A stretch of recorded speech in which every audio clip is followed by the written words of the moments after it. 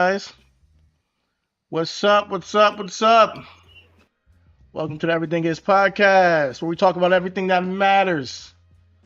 Yes, we are the zeitgeist. Yes, we are the culture. I am your host, CT Chitty Bang, and I'm here with my tag team partner, Chris, the Most High Joint Roller Ayatollah himself. Chris, how you feeling tonight? Man, I'm charged up, man. What that nigga Drizzy Drake say? I'm charged up. No, Charged man. up.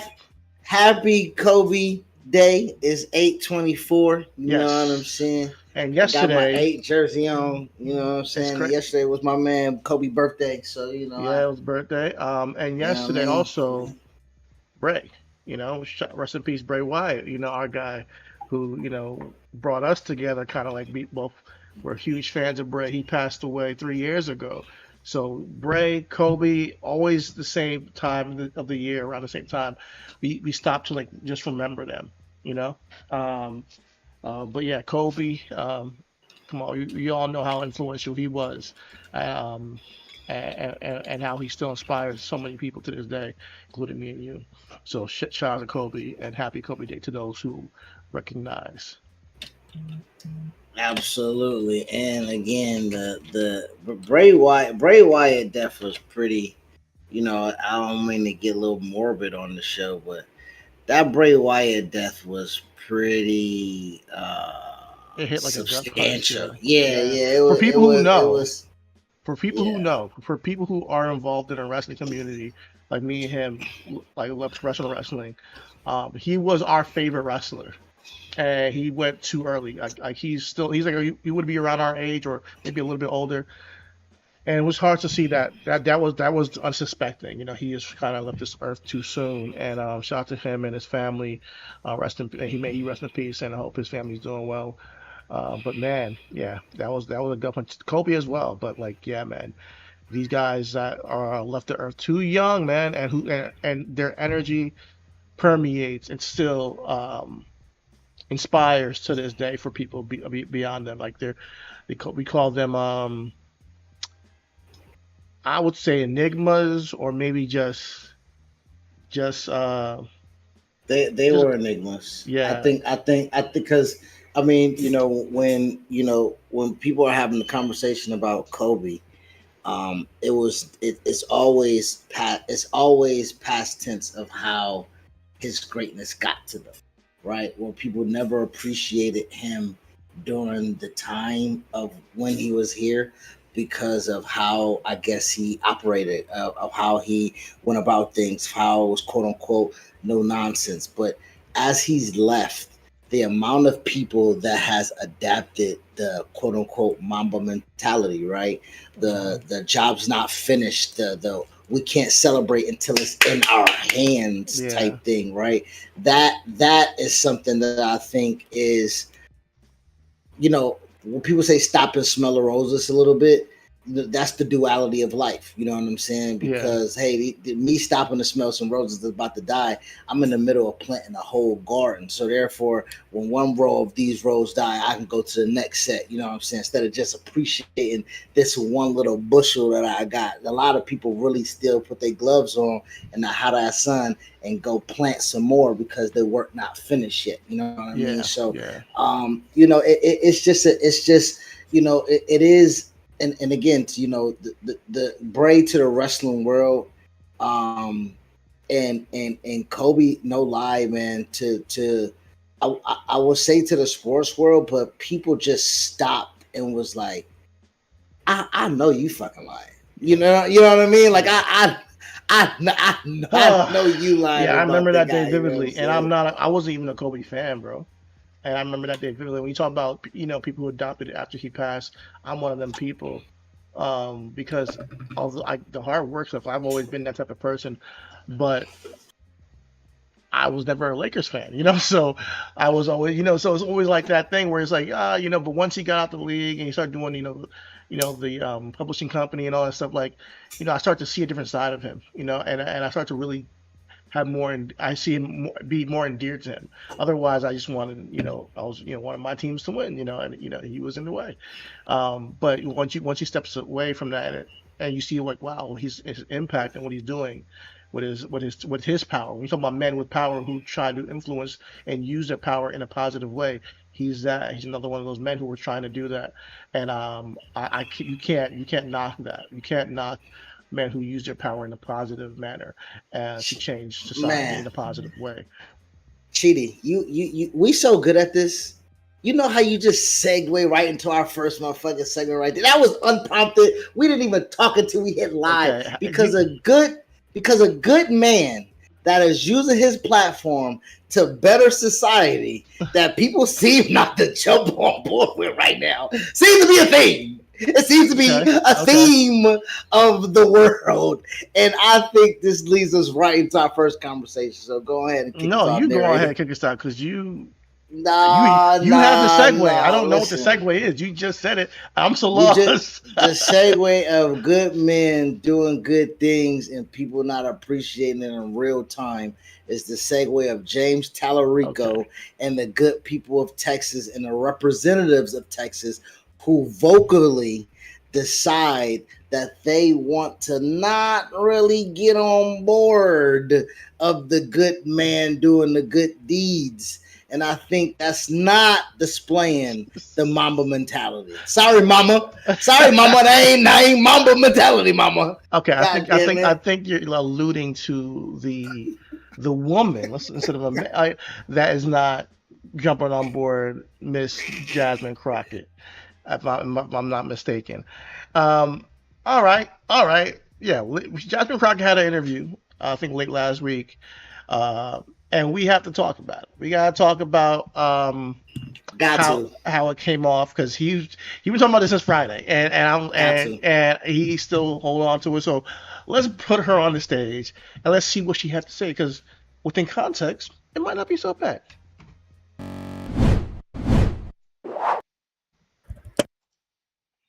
Oh shit! Don't even have it staged. My bad. My bad. 1 second. Boom. Shakalaka, shakalaka. All right, Jasmine.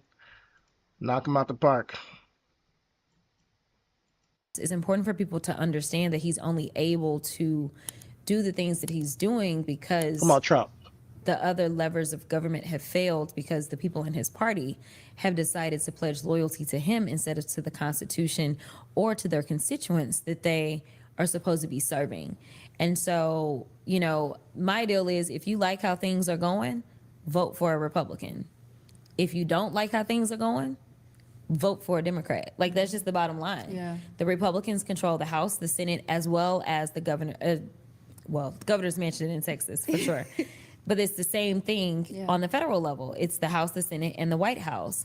And it is baffling to me that Republicans are running on everything that is going wrong in the country, yet not accepting responsibility for what's going wrong, considering the fact, it's literally like the arsonist is setting us on fire and then saying, but I am also the firefighter that's coming to make sure that I can save you. Like, no, honey, which one are you? Which side are you on?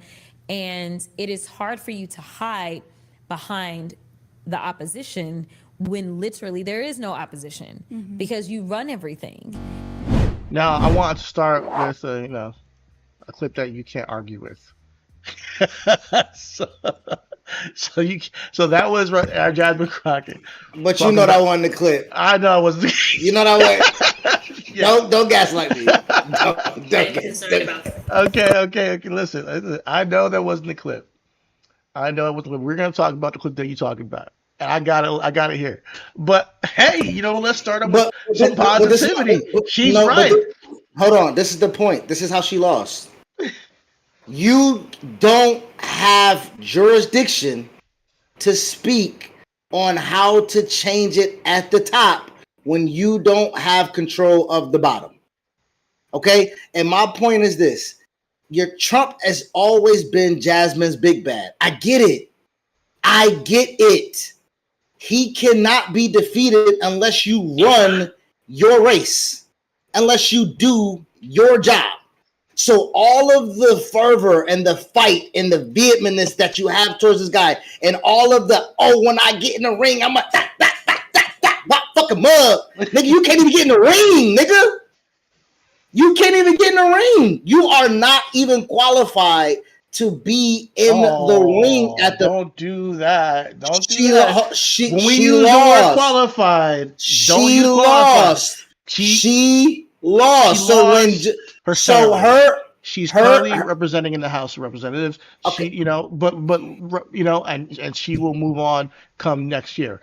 But let's be real. Let's be real. When we use the word qualified to a woman who's an attorney who's already served this country in the House of Representatives, it's not about what I say and how I. It's not about what I say or how I say it. It's about the fact of the matter. Jasmine, currently, you represent now not on a federal level, on a state level. So speaking currently towards the federal level means you're punching up when, again, you lost the race by not punching around, if that makes sense. So when she was a qualified fighter within the fight and she had a chance to go against Kim Paxton and she had a chance to defend her state on a federal level, she lost the qualifying match. So therefore, she's not qualified. I hear where you're coming from. I'm just trying to clarify. I'm trying to, clear the air when we talk about qualified black women.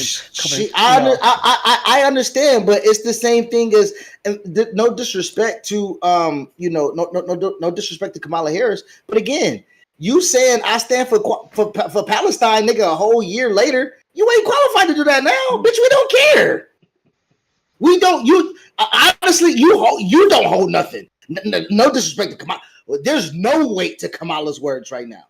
There's nothing that she can say or do to influence anything. So for her to double back and say some shit, she ain't qualified. So this ain't just something against women that aren't qualified. When you're out the race, I want to clarify again. You're not saying they're not qualified for the role or the job or the position. You're saying that I'm not they saying are not in the role. They're not in the role to. So when we are now speaking of, again, when Kamala is now in a chance to speak about free Palestine, or I'm against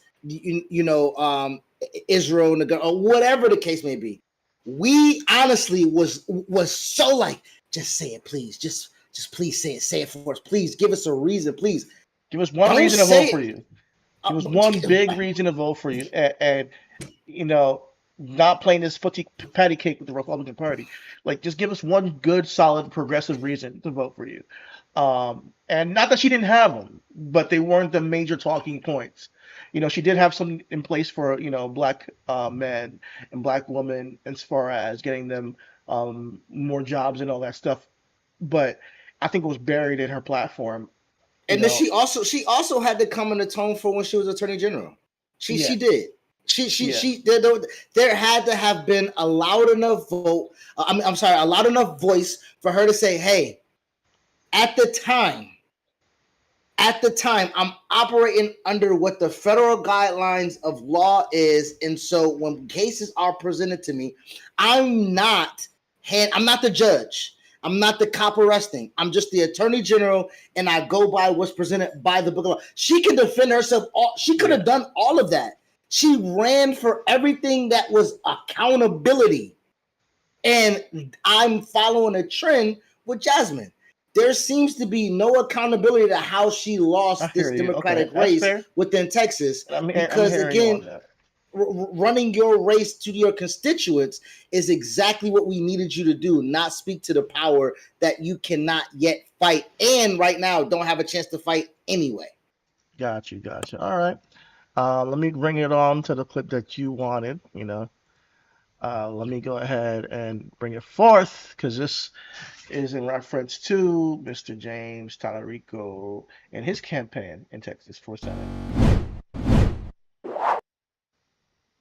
In my mind, the best way that I can help the people of Texas is if I go in and I help out on these down-ballot races, because typically people rely on the top of the ticket to drag people in. That's the marquee race. That's how you get people to come out. I personally don't feel like the excitement necessarily exists within the black community, right now. Like, I don't feel like they're excited, right? But I do have some amazing black candidates that are running for office in some of the largest counties. So if I can introduce black folk to them, that may excite them and get them to the polls. So I'm working backwards in my mind. I mean, that's the clip, right? Bro, and if you go for, I don't know if that's the whole clip or if That's you go that further. one cut off. That was. I want to see okay, more, yeah. but I gotta find a better clip. Yeah. That right. Go ahead. No. I want you to keep talking because I haven't found it yet. If you want to find. Okay. Let me see if I can. If you have a longer version, I don't have the longer version. Let me see if I can. Because it was a pretty long interview with the Black Effect. Let me see. Okay, there's more to this conversation. Let me see this. I'm sorry. I frankly stopped doing as many TV interviews because I don't want to talk about the race. Yeah. To be perfectly honest, and the reasons that I don't is because right now people just need to focus on whatever it's going to take to win. But there is a reckoning that this party needs to have. Mm-hmm. There isn't, the racism was very clear. I frankly stopped. So she's saying there was racism in the race for her, and I wish. I'm sure there was more. If you can find more, just send it to me because I can't. That's that. But we get the picture. She doesn't feel like talking about the race because clearly she thinks there's racism involved in the race that makes her feel very uncomfortable, right? And so she's focusing on down-ballot candidates to get them involved in Texas and to push, Black people to get more excited and energized. Chidi? Go ahead. How can she energize on down-ballot voters when she fucking missed the black votes for her? I don't know. How can you? No, hold on. We had Gary. We saw Gary, and he gave the numbers on the Stephen A. Smith show, and he gave us the numbers about the hundreds of thousands of people. The hundreds and thousands of people. There were statistics behind that. There were stats behind that. So it's very just frustrating to me, as if like Jasmine had the black vote in her pocket and she can go out and influence the black vote when she missed the black vote. I don't know if that's true. Honestly, I don't. I mean, I think that in Texas especially, she has a huge Black support group, and she has she does have energy. If she has energy here with us, and nationally, because of who she is, she's a star at the end of the day, But I don't think it was as crazy as maybe Chambers put it, because I think she beat Talarico with the Black vote. However, I do, even if she didn't, it doesn't mean that putting her energy towards the down ballot voters and helping them get some recognition is necessarily a bad thing or something that's not going to actually help. You know what I mean? It's not like she's gonna go down there. It's not like she's like, oh shit, Jasmine running with you. That's oh yeah, we can't vote for you. You can't. So what's the? So what energy? What you? Okay. All right. Let's have a real conversation. She's a star. What does that? What does that mean? You're breaking up on your mic. I'm not sure what's going on. But she's a star. What does that mean? That means that she's very much. She has very big name recognition. Like she has huge name recognition. She's served in the House of Representatives for years now, and she's been seen Did that as work a in fighter. her state? Did what work? Did it work? Her being a star. Her being a star work. So what in value her does state, that? What value did that bring to her being a star in her state? In her state tour against Talarico and come up for Senate from the Senate race? Just so you know, Talarico's been in the government down there too in Texas. So Texas-wise, I do believe there's more to the story and that she's probably not saying, but she lost the race. Doesn't mean that she's not a star. You know what I mean? Doesn't mean that people didn't want her to win. Doesn't mean that, people weren't behind her. I think that her and James Talarico can still garner votes and garner some more excitement while while campaigning down there. He's not doing so right now. Basically, what I'm trying to tell you is that she is not a zero sum when it comes to her influence. Like that's not what we're doing here. I'm not gonna sit here and act like Jasmine Crockett can do nothing and to get no voters. Chidi, that's not what I'm saying. She can do something like fucking endorse the guy that's running for Senate. Well, he said she did. That's respect. He said she did. I don't know what to tell you, bro.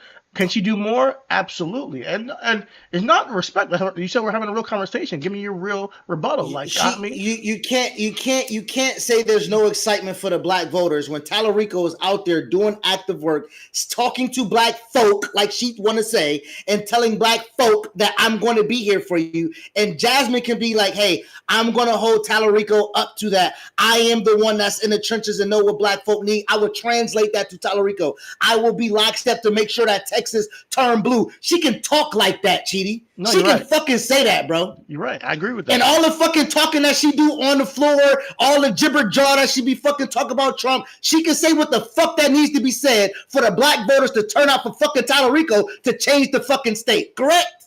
Correct. 100%. I'm with you on that. I'm with you. Okay. Because the motherfucker tiptoeing around this motherfucker here like we can't say nothing, motherfucker.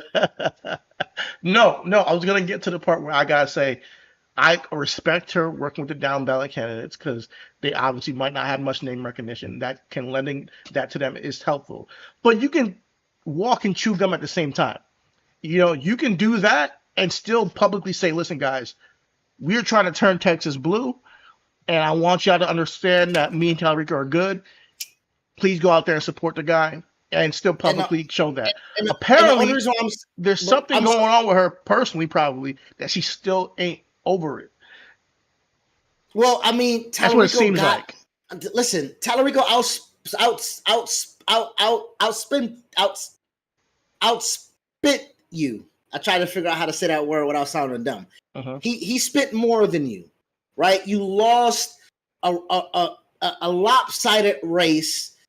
You're lagging, by the way. But yeah, your voice is behind your visual, but my voice is okay. But the sound is fine. Just so you know. Okay. Don't mess with it. No, like she I can get that she felt like she lost due to circumstances beyond her control. Again, when she speaks about the racism in a race, it wasn't via Talarico.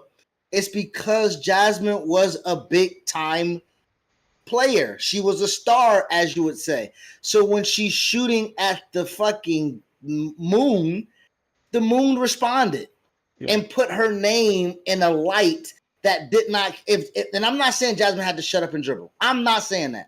I had always said that Jasmine's rhetoric towards Trump, as if she would have, it was the same conversation that I'm having about Alex Vindman down here in Florida. The nigga overlooked Angie Nixon and said, I'm going directly for Moody. Right?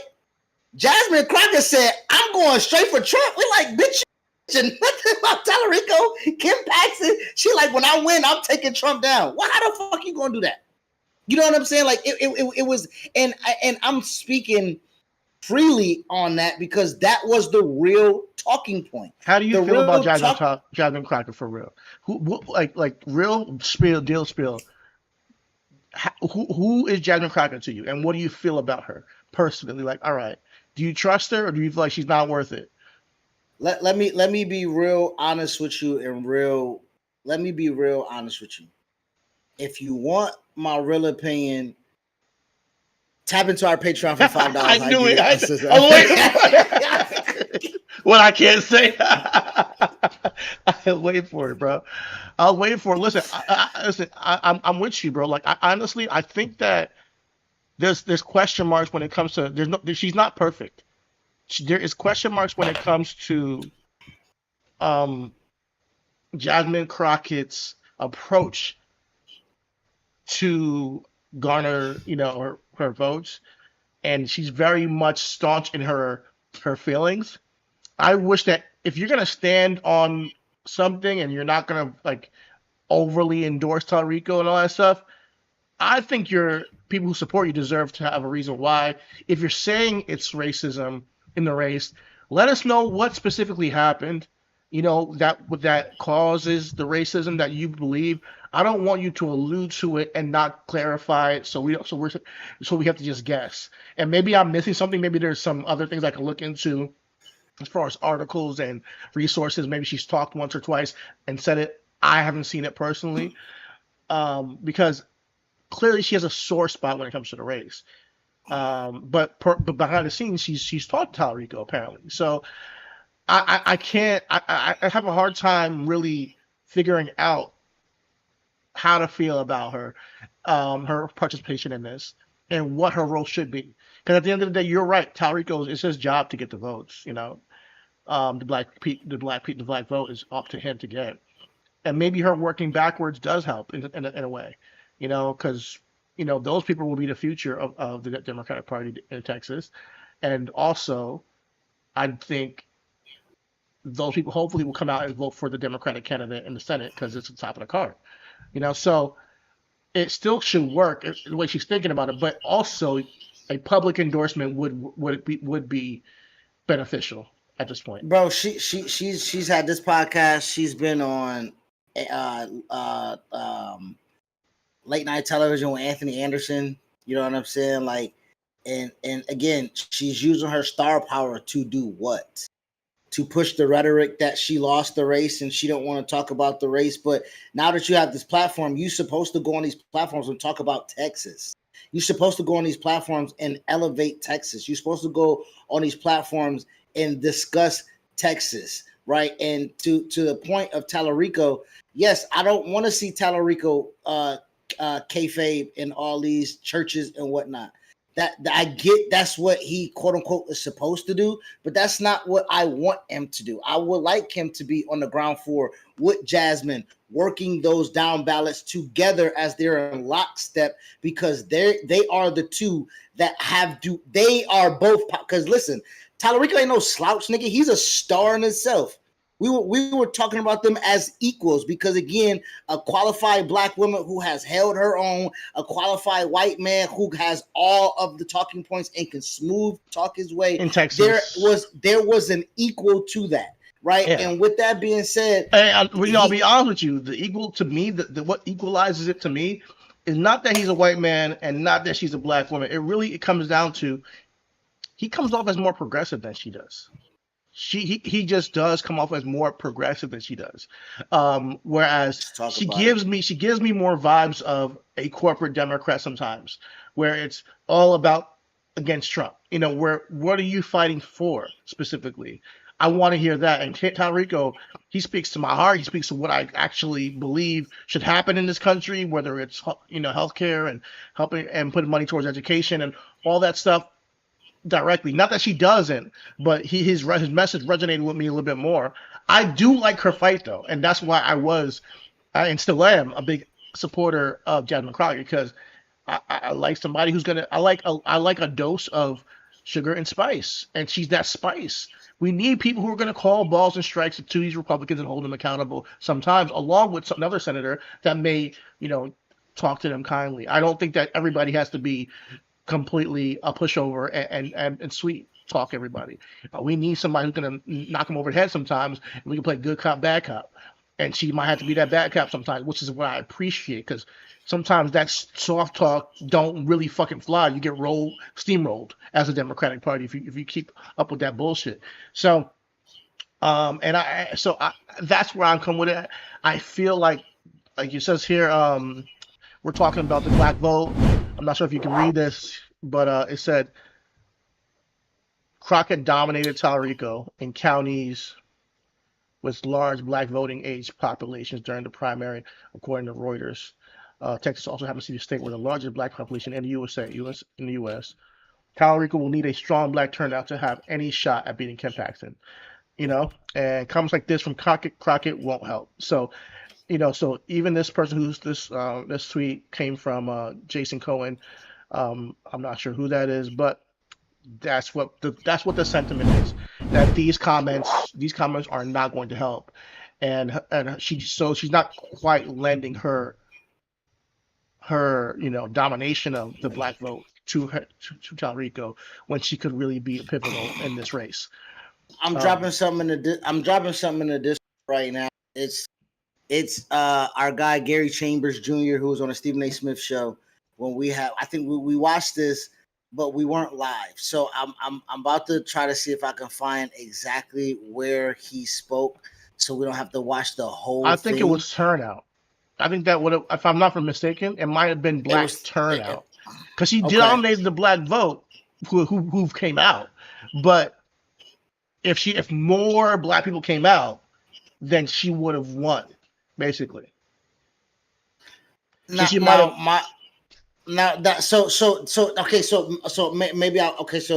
may have misspoke about the information, but black turnout equals black votes to me.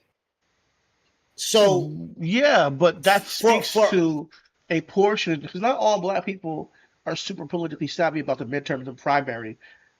Not even the midterms, a primary in freaking February or March, whenever it took place.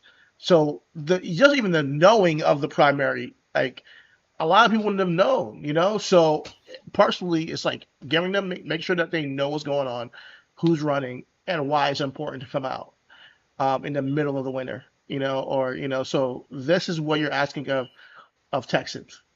So her path to victory was pulling out a big turnout from black people, and she just missed the mark. But it's not like she didn't have a higher turnout than what would have happened if somebody else ran. You know what I mean? And I think that's where we're kind of like, we penalize her for not doing enough, but we all know that she did a lot, at the same time. It just wasn't enough for this particular race. But yeah, do you have a point in this video that you would like me to go to? It is. I'm looking at the transcript, and it started off pretty early with the numbers as I looked in the transcript. Okay. And Gary Chambers right now is saying that Talarico beat Congressman Crockett by 144,000 votes in a particular base, which was Travis County. He got 112 votes that led in Travis County. When you compare with what Congressman Crockett, her base in Dallas was 50,000 vote lead. So she had like leads in certain counties. She didn't close from what I'm interpreting from this conversation. And it started out in minute 3 of the video. And the first couple of minutes of it goes into just to get the totality of what it probably seemed like for her as she's running a pure race to the point and trying not to see herself as that corporate Democratic runner.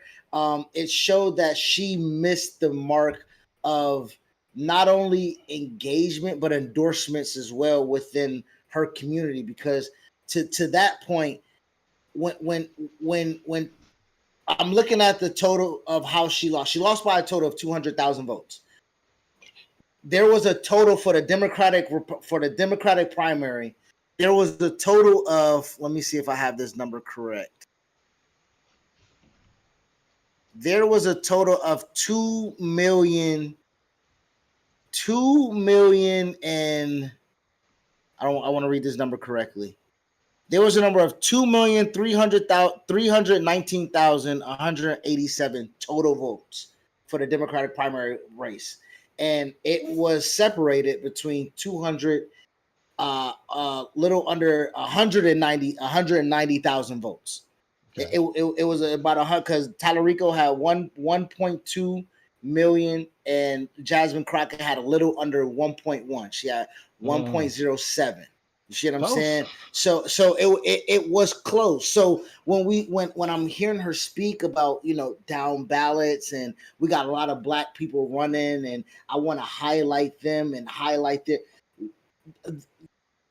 I would have loved to have seen that work during her, and grow that community. We have the same policies. We want to say, it's not just we want to protect black folks here in Texas. It's we want to elevate the galvanize the 31 million. And it's not, and I think when we alienate ourselves and we section off ourselves where we like, hey, I'm gonna cut Trump's head off, or I'm speaking strictly to my black voters, or when she says that when we got to pick cotton, it ain't gonna be us this time, and we like, I don't know about that, Jim. You know what I'm saying? We hitting them with another Latino base down there. They didn't like that shit. You know, there's a way you gotta talk when you're in politics, and you can't just because you're gonna be nitpicked. You know, even if you're taken out of context, they're trying to take you out of context. You know, so yeah, I think you got a point. But I do think that her strategy was to get a bigger turnout from the Democratic side and particularly black voters that it did not um, come to fruition. Whereas Talarico had a more of a one, I'm bringing everybody into the tent kind of thing. And Gary speaks to this as well when he said that it's not really much of, he don't believe it was as much on Crockett per se about the rhetoric, but how the campaign management went around her. So I think there's culpability in both places, where I think Jasmine's probably like, she's running back the race in herself. Like, you know what I mean? Like that can be something that also triggers. Like, yo, I could have won this. Like, because it was very exactly. Close. It was very close. If we just did this, and to lose a game where you're like, damn, I could have changed the history of, you know, Texas, you know, whatever. Or yeah, you know, on my mama, cuz why you think Andrew Gillum do meth right now? All right, let's move on. let's hear what Gary Chambers got to say. What's going on? I'm well, brother. It's a beautiful day in South Louisiana. I got you. First of all, I appreciate time out of your busy schedule, man. Thank you for taking time. I saw your social media post, and I want to thank you for educating so many people about what transpired with Jasmine Crockett against James Talarico for the Texas Senate seat.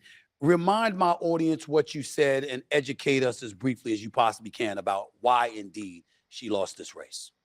So this is a matter of when you look at the numbers of who turned out their base. James Talarico beat Congressman Crockett by 144,000 votes.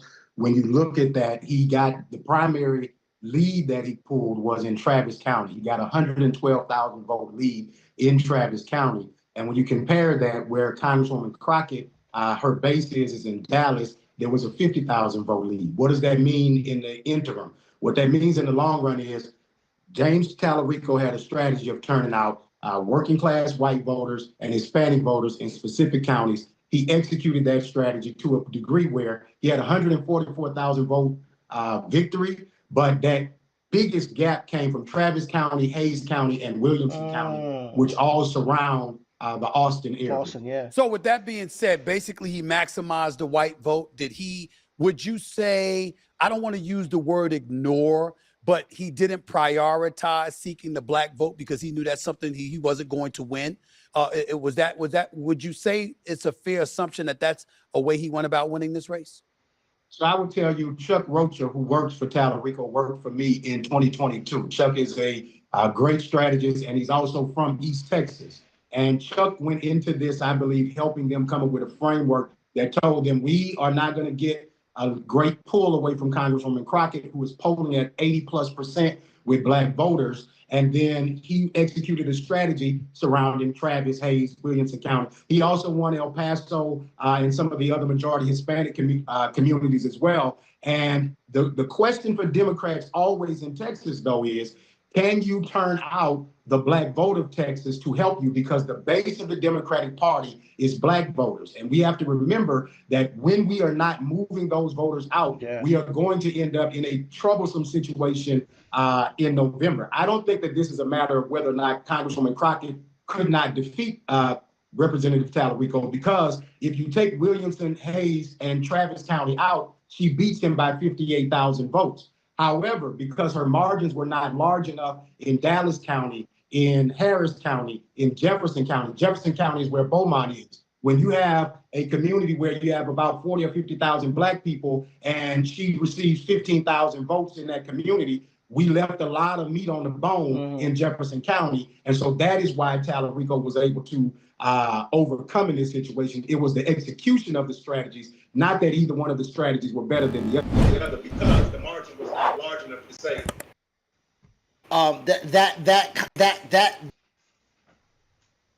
Wait, you can't hear you. You went out. I'm sorry. Can you hear me? You're back now. Yeah. Can you hear me? Okay. That's bothersome. Back went out again. You said what? I went out again. You're back. You're back. You're going in and out. Hold on. Let me see if this. Hold on. It might be the case. Hold on. Yeah, man. I think that Gary Chambers kind of broke it down pretty well. Well, I think that wasn't necessarily strategy. I mean, Hello, can you hear me? yeah, I can hear you. Okay. It was the execution of the strategy, not necessarily the strategy. Okay. But yeah, go ahead. And so that goes back to this. This goes back to a point that I'm trying to make. How do I see her, right? How do I know that you're not going to make the same mistake again? How do I know that your strategy has changed? How do I know that currently, right now, as you're focusing on, quote unquote, getting the black voters, or helping the people that are, the black candidates on down ballots? How do I know that strategy is going to work when we just heard Beaumont, where good old Kendrick Perkins from, grandma old soul baby, like when we got a city that is all black, and they said about 55,000 people, 65,000 people, and only 15,000 people came on to vote. If she has a stranglehold on the black vote, that means you left that vote out there for granted, and that is something that as he said. That's what a lot of traditional Democrats do, right? Traditional Democrats believe that, it's a black woman, black man, black city, black candidate. I'm supposed to have that vote in the bag, and I don't even have to come see you, when also you alienating the Latino vote, and you can't go across the aisle and get the white vote. I'm trying to figure out how the fuck you think we're supposed to win. Okay.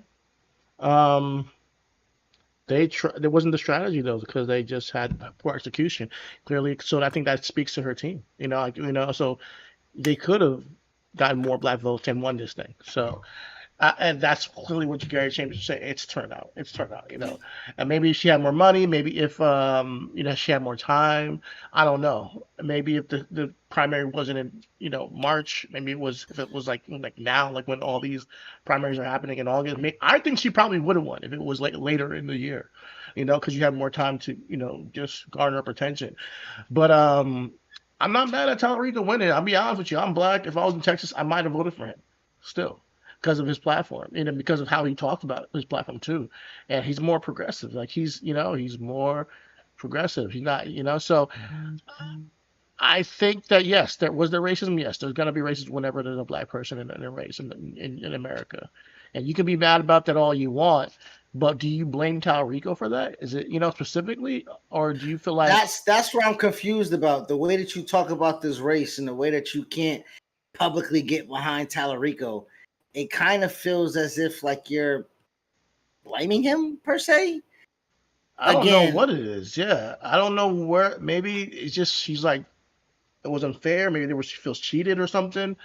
And I think that she maybe there's things she can't say. I don't know. Like, so I know the political game gets nasty sometimes. So maybe there's something that was a bridge too far where she feels she can't publicly go ahead and endorse him.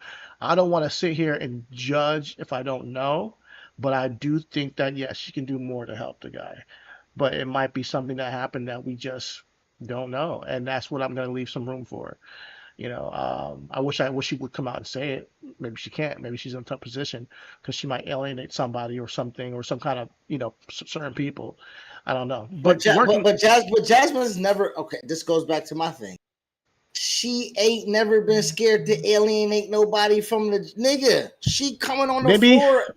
Maybe after the midterms. No. But it may be something that is not just blanket statements that she can talk about a group. Maybe it's something that would genuinely hurt him right now if she were to come out and say exactly what it is. And maybe she can't. So maybe she doesn't want to say it, but she doesn't want us to publicly co-sign him either. That. You know what I mean? Maybe after the midterms, she might have an interview where she's like, "This is what happened." But that would be corny though, realistically. if it to me, let's just put it on the table, right? Shooting her Shimbel, she can't say nothing right now. If you can't say nothing right now and tear it down, then when you gonna say it? Because if he get the seat, what the fuck is gonna mean? You know what I'm saying? Like if he wins if the he race, gets if he wins the race and he gets the seat, at least Texas is blue and she didn't fuck it up. Because if she says it now, she's gonna get hate. Period. She's gonna come off as a hater. Period. So let's say he wins or loses. But if it's something, I'm sorry. If it's something that will make Talarico lose the race, do we want him in there anyway? I mean, it might not be something that politically should make him lose race, but could, and give fodder to Ken Paxton. You know what I mean? It might just be something that could be anti-black and harm him completely. Not necessarily something that he said. Maybe somebody in his team said. Maybe somebody his team did. Maybe it's a corporate donor. Maybe it's something that she's like, yo, I've been holding on to this, but I had corporate donors. But people said that he didn't, but right now is not the time to do that. Let's say it's just that. Because me and you looked into it. Mary Adelson was giving money to Talarico. I'm like, I don't know.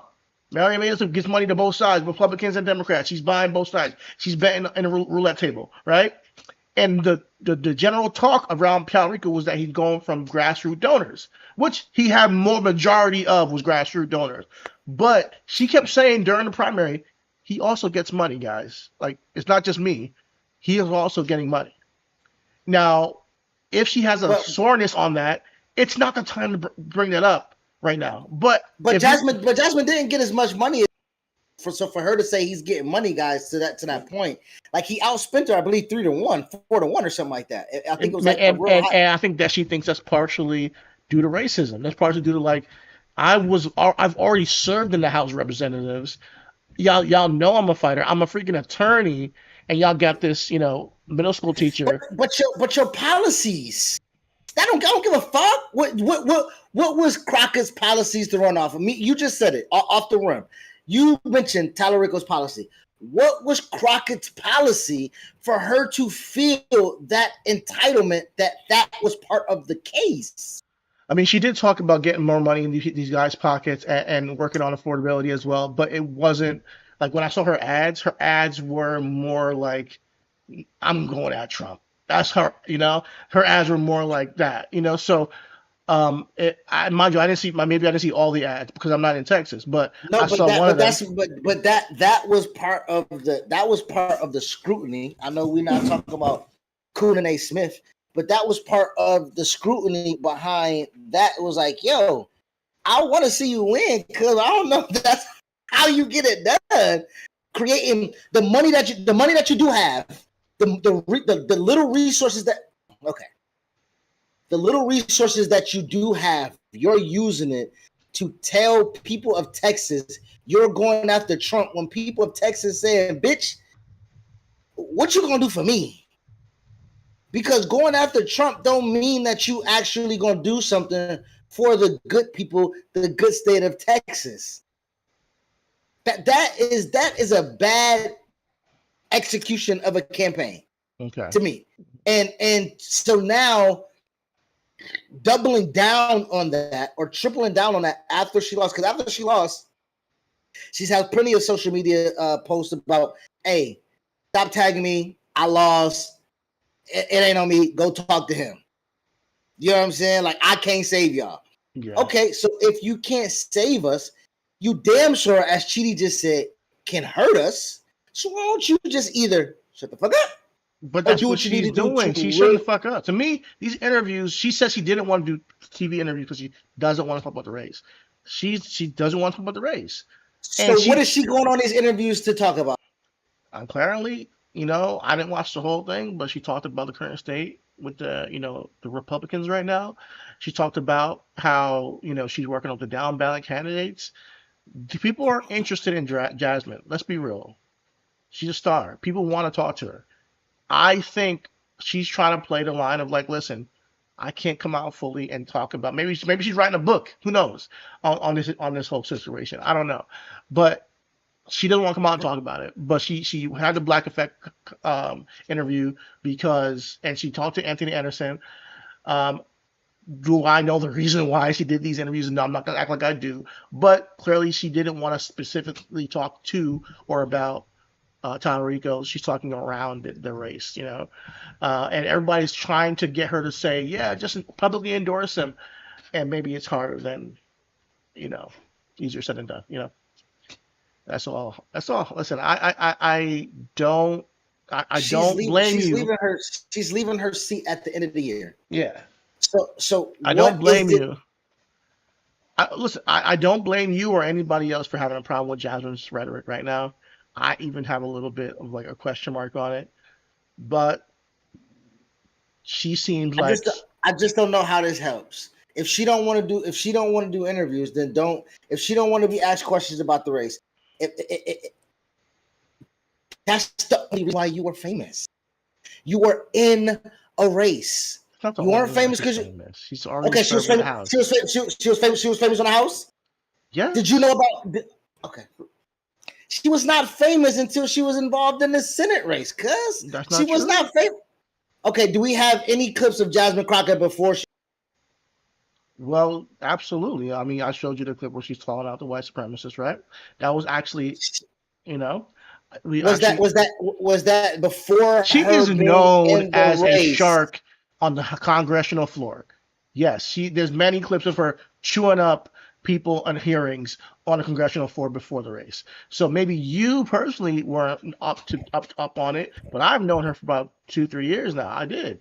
I mean, that's just, the truth. I can't. So for you known her for 2-3 years, what has she done again that I'm asking you that she could have used to have helped? Because I'm asking, what can she do now?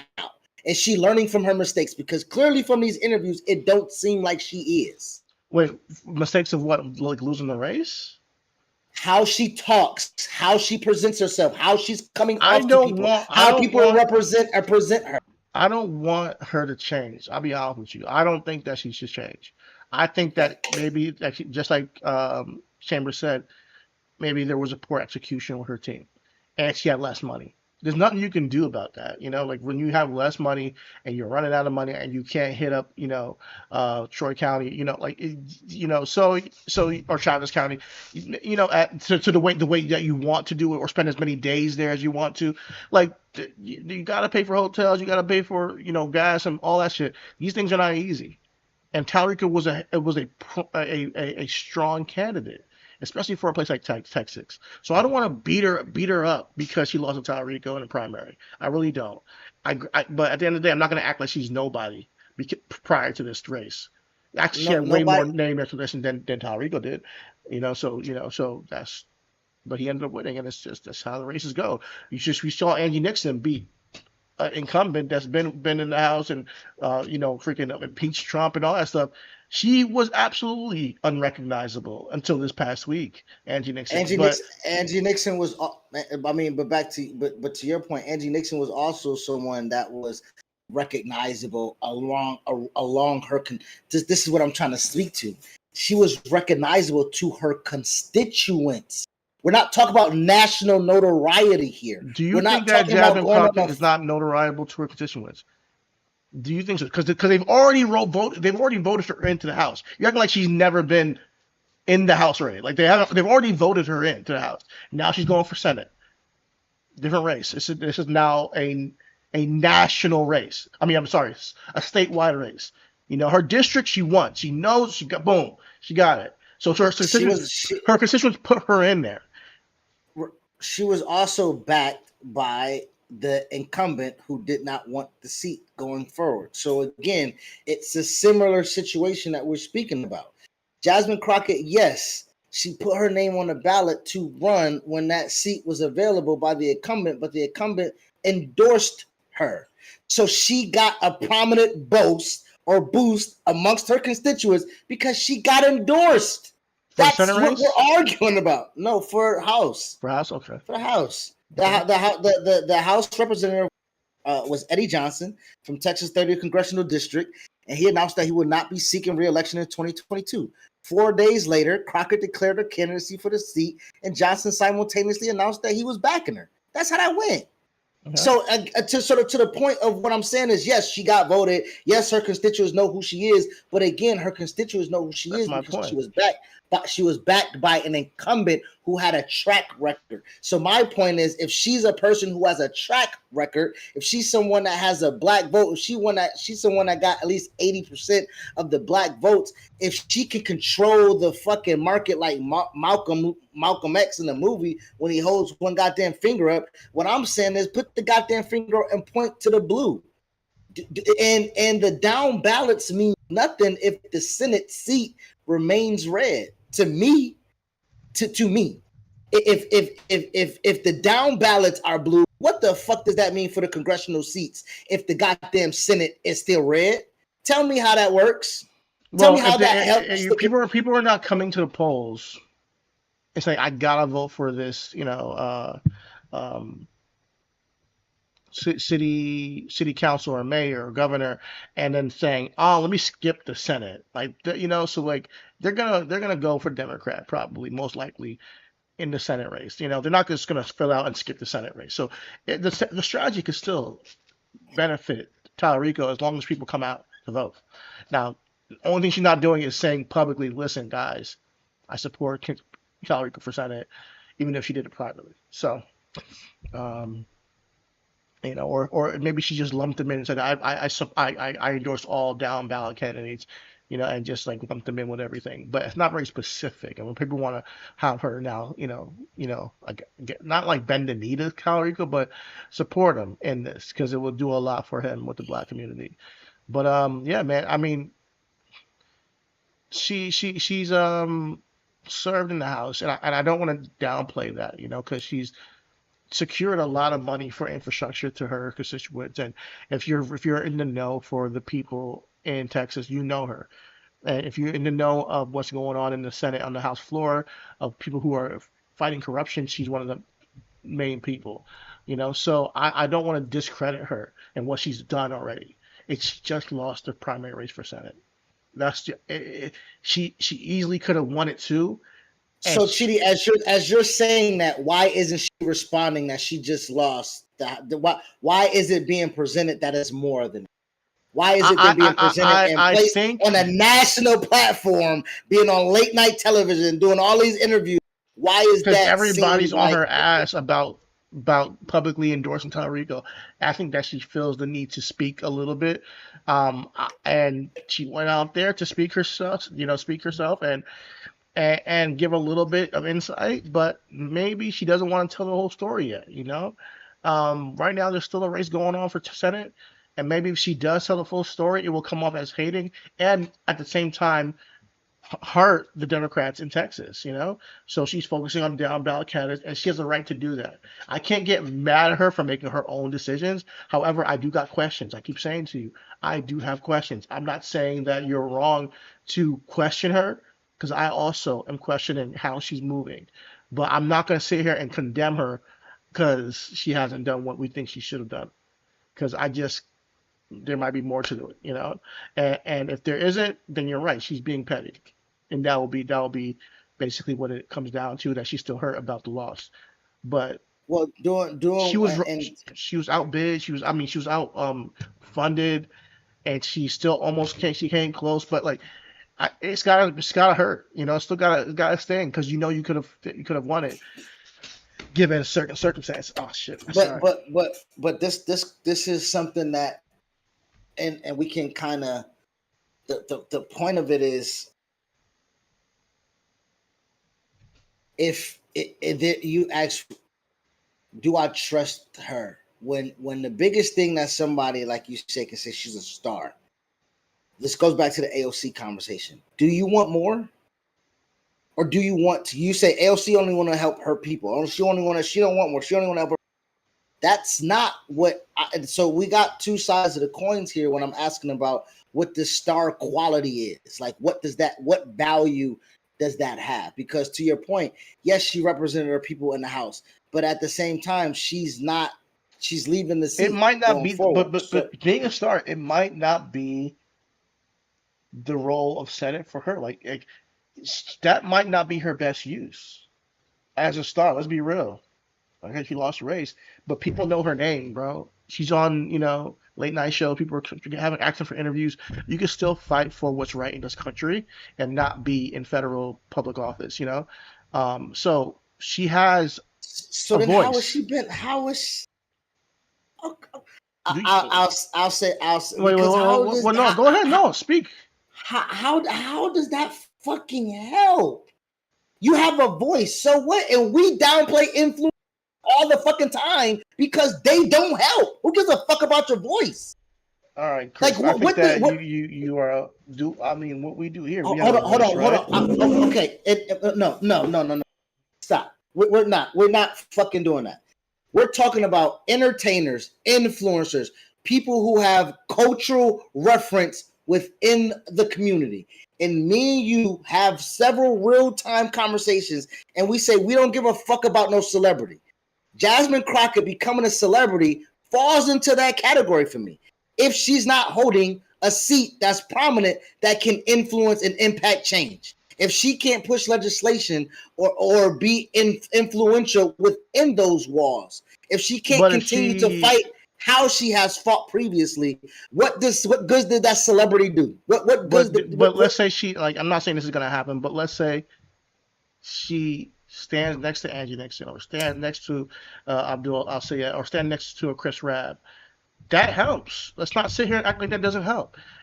But it's a matter of her making those choices to stand next to the right candidate and saying, listen, I've already served in the House and I endorse these people. And that's what she's trying to do now in Texas. So I can't sit here and kill her for that. Just what somebody did for her, she's trying to do for the down-ballot candidates. So but just like somebody did for her, okay, nobody nationally left their seat or left their state or left their constituency to then give an endorsement to Jasmine Crockett during her time of need. Clearly, I'm asking, what does Jasmine Crockett have to? I live in Florida. I'm being that ass. 2 black women. Two black women. You think Jasmine Crockett and Angie Nixon is going to help in Florida, as we always talk about in Texas? I'm trying to figure out what it is that we're talking about here that is tangible. Listen, I do think it will help for a black community to see 2 black women together. I do. I mean, I'm not talking about the black community. I'm talking about All right, I hear you. So then you don't fucking hear me. Listen, can you relax, bro? Like, just relax. Take it down a notch. Because you got to hear me to understand me. Because you're not understanding me. I hear you. You're talking about the whole state of Florida. Calm down. I'm getting to that. I'm getting there. Bro, so part of Florida is pulling out the black vote. Jasmine Crockett with Angie Nixon in the right area space and on a campaign trail and speaking voraciously about her campaign, it's going to work. It's not going to harm her. It's going to work. Then you pull up somebody else when you go to, different parts of the state, that will speak to those people. That's how this thing works, bro. So I'm not. So Angie, you use her for that spot. I'm not saying that's going to happen because obviously. But we looked at the map already. Angie won significantly through those counties. She don't need help there.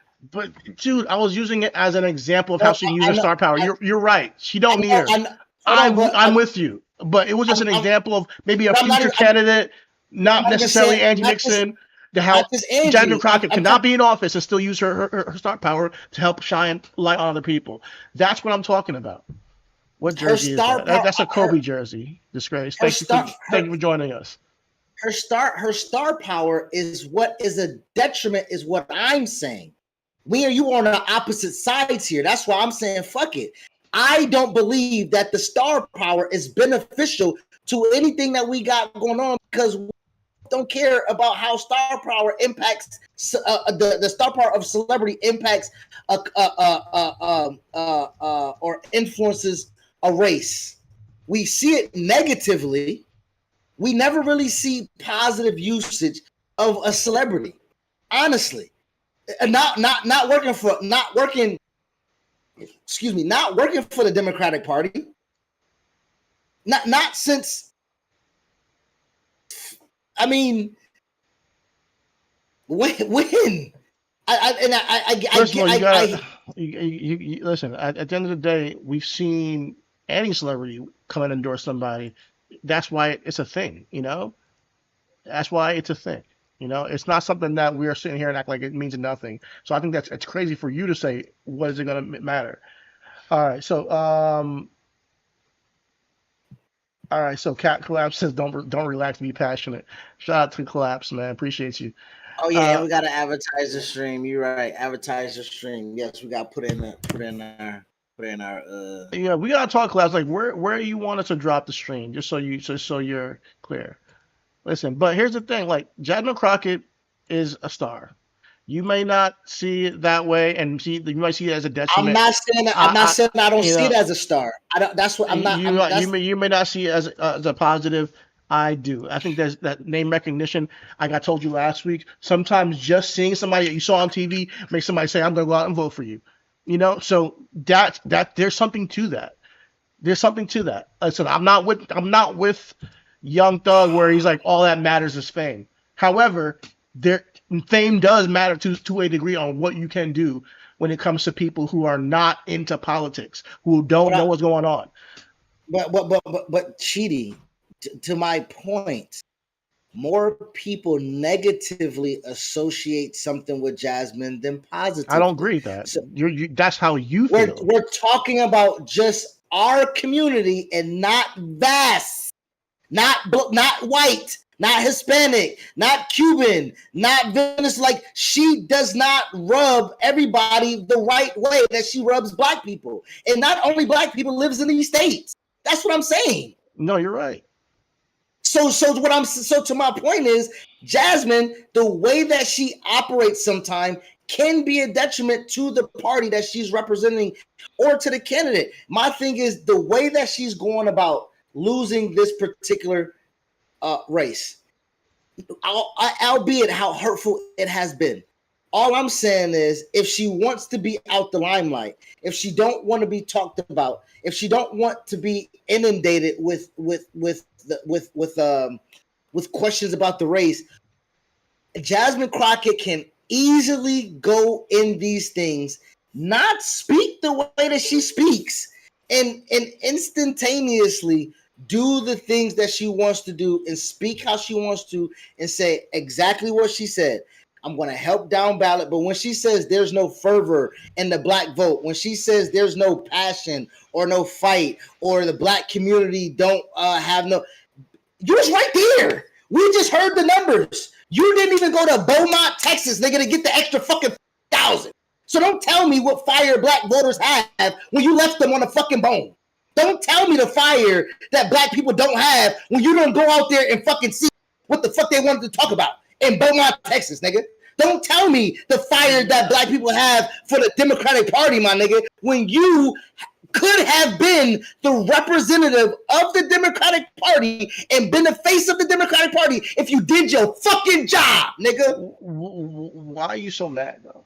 Like, why? The fuck, nigga? Why are you so mad? The fuck y'all shoot this nigga so much fucking bad? Cuz she didn't do her fucking job, nigga. She didn't do her job. She lost the race. All right? Close race, you know? She lost a primary, you know? I'm not going to say she didn't do her job because the strategy, according to Gary Chambers, was a good sound strategy. It just was execution. We don't know why the execution didn't work. We don't know. We don't know what happened along the pathway that diverted it. So maybe I can tell you right now, between me and you, she ain't executing post plan, right? You got some problems with it. I got some problems with it. Twitter got some problems with it. Comments in the fucking niggas got problems with the fuck she doing it. So is it the campaign strategy fault right now, nigga, or is it her fucking fault? What's the common denominator? The fault is yours. Take some fucking accountability. You lost the fucking race. Wipe the fucking makeup tears off your eyes and get the fucking step in and get Texas blue, nigga. What the fuck? And with that, I concede my time. I could see you got it, bro. You got it, bro. Nigga, this woe is me fucking campaign shit going on, nigga. Either you tell the truth or you shut the fuck up and push the program, cuz Talarico need all the help he can get in this nip and tuck race against Kim Paxton. We ain't got no time for you to be pussyfooting around. Why the fuck you lost? You lost, right? She said you lost. So fucking get over the loss, nigga. Help the nigga. The fuck we talking about? Okay. Texas ain't been fucking blue since 1936, nigga. Get up on your fucking horse, nigga. The fuck we talking about? What's the next topic? This nigga tripping, cuz. She tripping. She tripping. They want to do a soft ass interview with a black lady. Black lady's always gonna condone when another black lady got some bullshit going on. You know these bitches gonna stick together, nigga. Goddamn. I learn how to talk. We ain't no bitches. I ain't calling you no bitch. I honestly, I respect it. I'm gonna let her go through her process. But I think that God may have a bigger plan for Jasmine. Just like Soraya blanking up with Joey Badass puppy. Bitch, you took it back. Man, why you gotta tell the whole crew? What's wrong with you, bitch?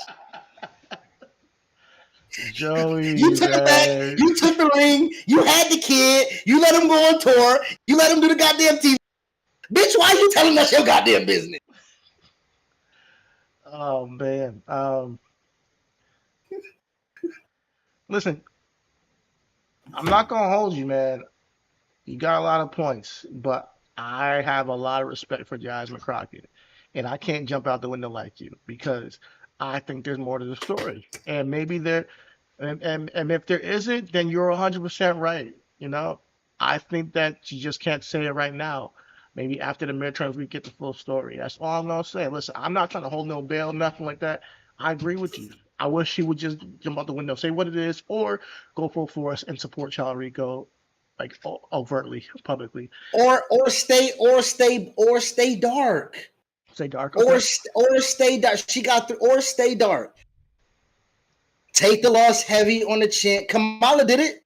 But Kamala lost the biggest race of her life, bro. She lost the free world. She lost being the first black woman president. Nigga, we saw Instagram pictures of her drinking wine with her. Nigga, she was like, all right, nigga, I got it. Shit, y'all want him? Y'all got it? Shit, nigga. Y'all got it. Thanksgiving was 2 weeks away, nigga. Y'all got it. You know what I'm saying? Like, what I'm saying is, it's been, if the wound is still fresh, if you can't talk about it without your blood boiling, if you can't really, it's the breakup, right? Yeah. If you still gonna be sniffling and snoveling, you know what I'm saying? If I'm gonna be over there trying to get with you and you talking about that, bitch, I didn't come over here to be your therapist. You know what I'm saying? I'm trying to get the y'all mean. You know what I'm saying?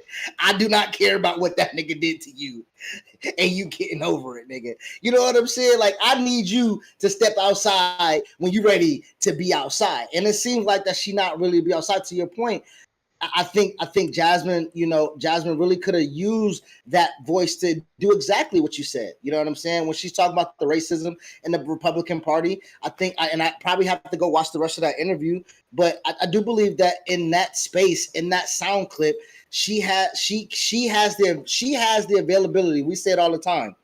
Chidi, take your breaths so I know when to clip you. She could have not taken a breath, so she couldn't have got clipped without it being a run-on sentence about the Democratic Party doing really good work. She could have talked about the racism, about the Republican Party. She could have said, if you like how things is going, keep voting how you want. If not, keep doing what you're doing and changing things like in Michigan, where I'll say, or keep changing things like my girl Angie Nixon in Florida. She could have shouted out Tim Walz, nigga, what he doing in Minnesota. She could have did anything to give credence and credit to the Democratic Party without sounding like, oh, well, shit, if I would have won, I would have changed everything. That's what that sounded like. You know what, people, no matter what she says or does, you're right. I think maybe she should have gone dark. No matter what she says or does, if it's not support Talarico, no one wants to hear it. Let's be real. Like Yes. even if she brings up some other people, they'd be like, why aren't you talking about Talarico? It's gonna be bring a light on, shed a light on that, no matter what she does, you know.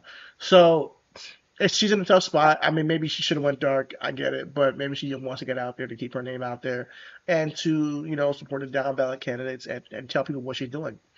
Clearly, people want to talk to her. Maybe she should have just kept on denying it, Um, but yeah, Because so nationally, I don't know.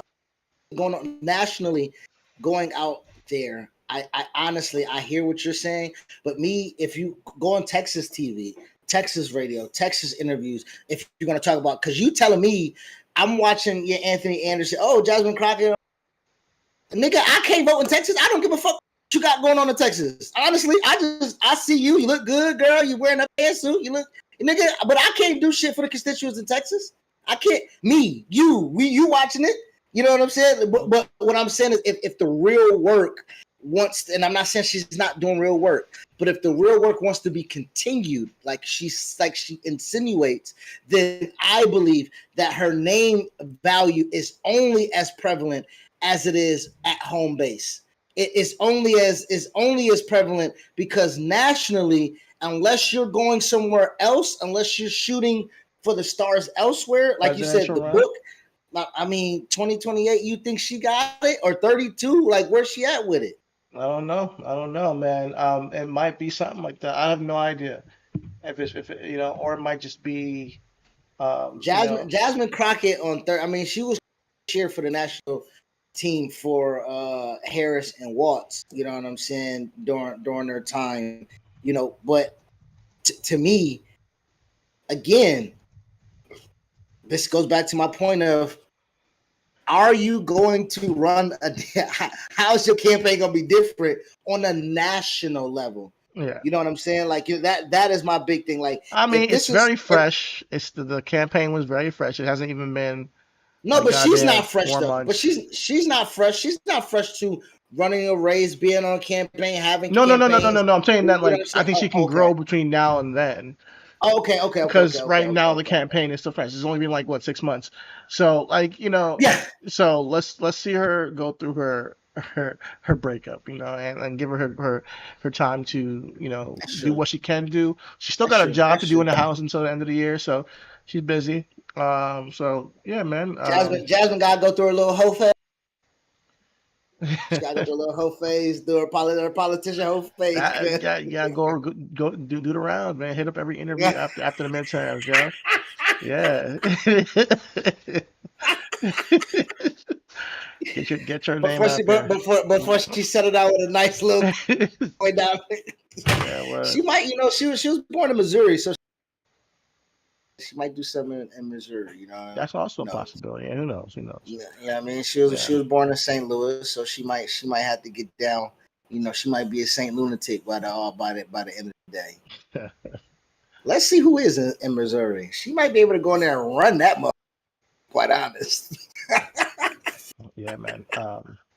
Yeah. Well, I don't know. We'll see. I mean, we'll see what she's doing. Listen, Jasmine, we are looking out for you. We will be staying tuned. Excuse me. We love you, girl. We just gotta keep the way y'all talk about. You can talk about black women, same thing. When we talk about what? The way they talk about black men, the way they unfiltered and unadulterated, and tell us about ourselves. And we just reciprocity, listen, my nigga. That's what we own. That's Chris the most. That's John Reliant told That's on me. I'm not with the gender wars. I'm not with the whole gender wars. Listen, It's not a gender wars. I'm gonna talk to you how you talk. Listen, accountability. Accountability.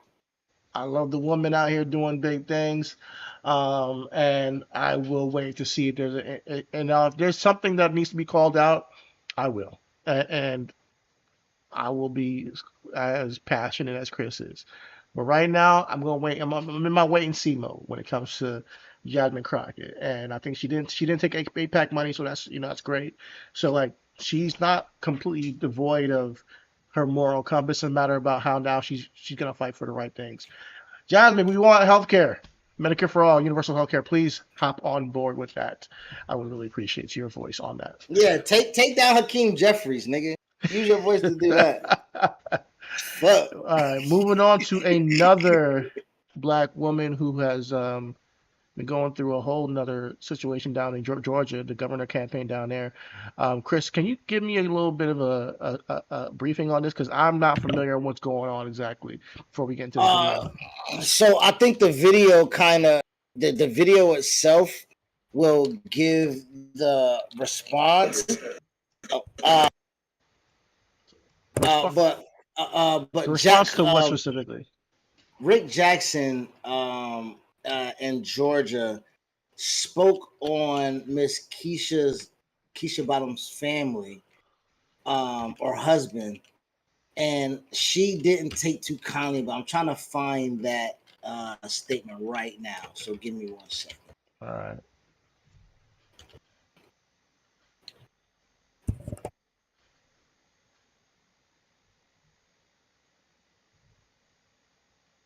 Okay, so Jackson's campaign. You're going in and out. Your voice is off. Hello. Yeah. Okay. Yeah, I think I got to shorten this cord. Jackson's campaign. He released a political ad against Miss Bottoms' husband, Derek Bottoms, for using city-funded first-class tickets to attend the 2018 Super Bowl while she served as Atlanta mayor. So essentially, Rick Jackson is saying that her husband or her being known or being the mayor, they were known or she was knowingly allowed that to happen. Do so. So it was like a personal attack on that. So let me see if I can find that particular ad real quick to see if I can send that to you to see what that actually looks like. Because again, when you start playing dirty in that aspect of reporting on people's families or it should be fair game. So don't let me find out you doing some shit. You know what I'm saying? Don't let me find out Mrs. Jackson. Sorry, Miss Jackson. Who?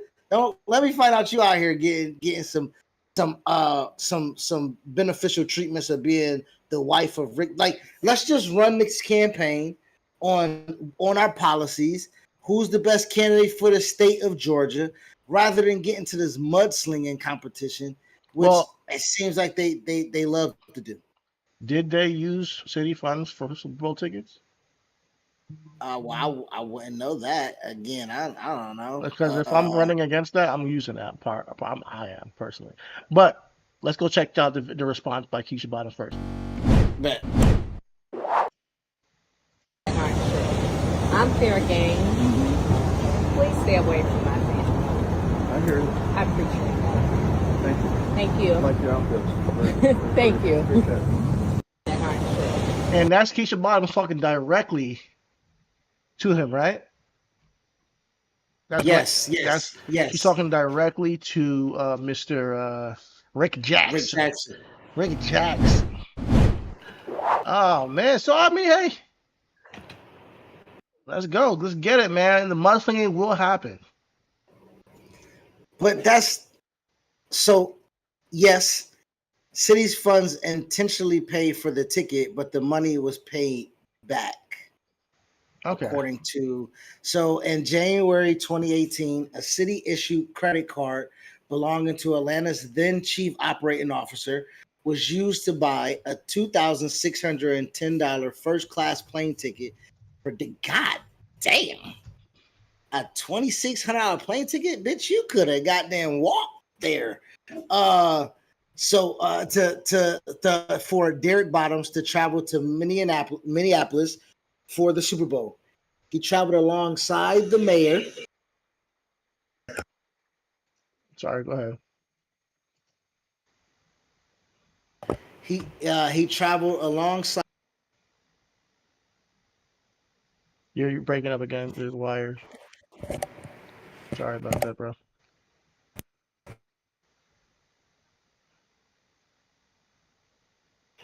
Hello? Yeah.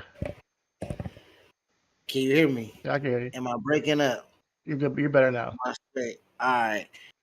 Um, so Keisha stated that she personally caught the credit card billing error within 10 days of returning from the trip.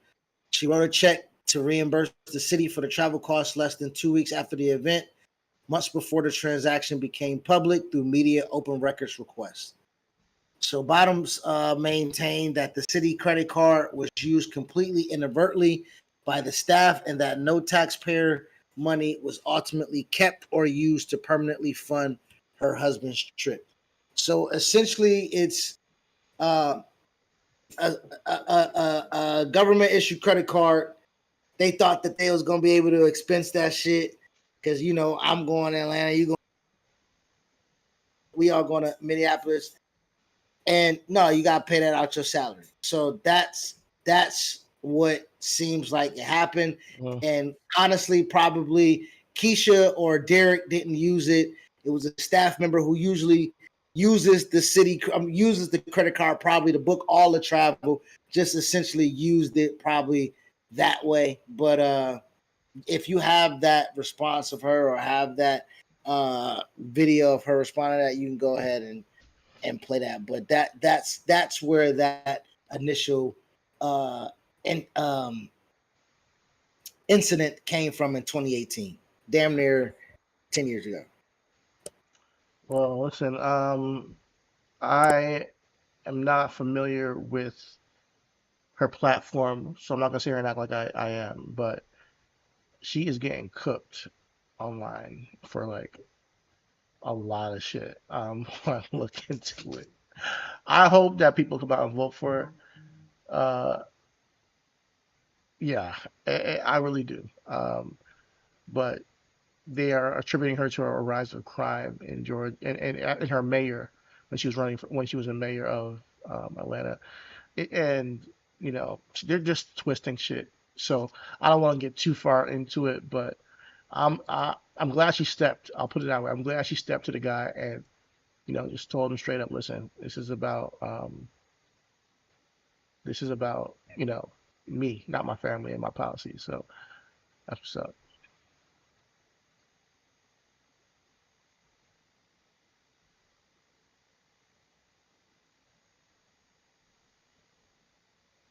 Okay. Are you Oh, my bad. I think when you're saying the mudslinging,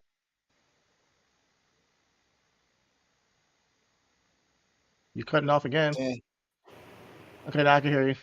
Damn, this is going back and forth. Are you talking right now? I can't hear you. no, I had said somebody train of thought. I lost my train of thought. It's all good. It probably wasn't even nothing good. If it was funny, I would have remembered it. Well, if you're in Georgia, go out there, support Keisha Bottoms for governor. Be rooting for her. Rooting for her. But she. Hold on 1 second.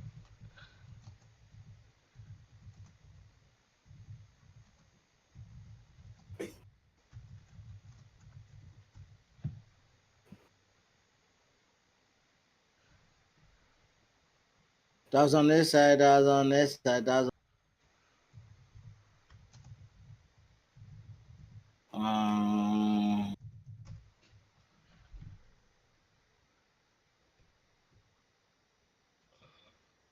2,600 for a plane card. So That's yeah, so crazy. she doesn't take any corporate PAC money. She's from all I know, she's not taking any PAC money. So yeah, support Keisha Bottoms. That's what I care about.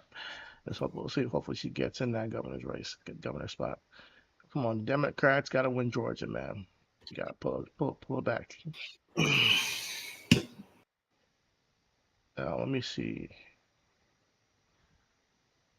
Keisha Bottoms. She will become the first Democratic governor, I think.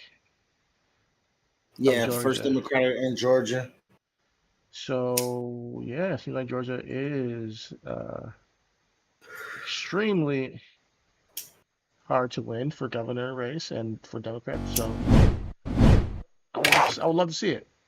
Everybody, I just got word. Billionaire Rick Jackson just put in another $87 million into this campaign today.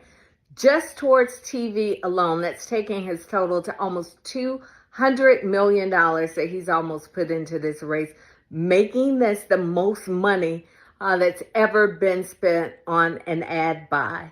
So he may have the money, but we still have the power to vote. I'm not afraid. I'm motivated. And I know that motivation is going to extend to people across this state. So even with just a small donation, you can make a difference in this people powered campaign. At least $8 will go a very long way in helping us remind Rick Jackson that it's not okay to get a $1 billion. Okay.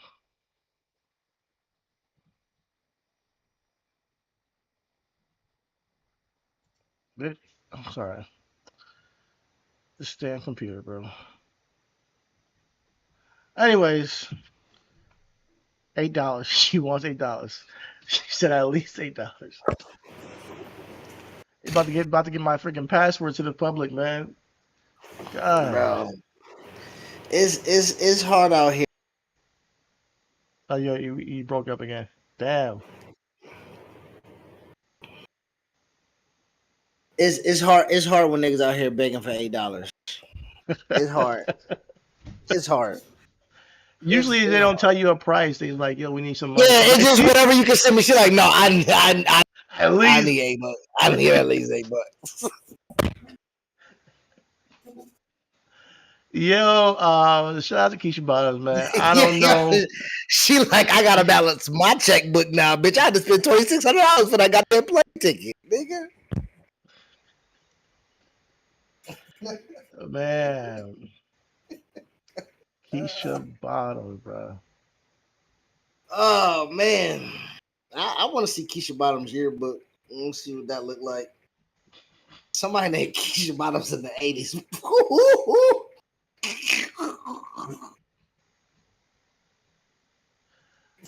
Oh, bro. All right, moving on. Where's that time machine at, nigga? Where's Steve Rogers with the Infinity? I'm going back to see Peggy too, nigga. I'm going back to Keisha Bottoms.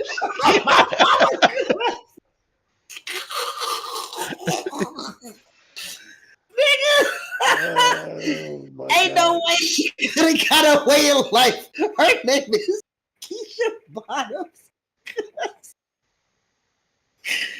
Oh man, I just imagine Crockett. She's Jasmine Felicia Crockett, so I know she told some niggas off. Yeah, I'm Jasmine Felicia Crockett. You ain't finna talk to me like that. Jasmine Felicia. All right. Some more shenanigans to end the show, people. And since going with the theme of everything is public, what else is public is when you get your ass arrested for a prostitution ring as a billionaire owner of an NFL team. Whew. At least the justice system came through finally for a pedophile. Oh, sorry, not pedophile. For sex trafficking. Yeah. Hey, watch it. Hey, don't put that on my man York jacket, cuz he was just getting a little prostitution, not a little pedophilia.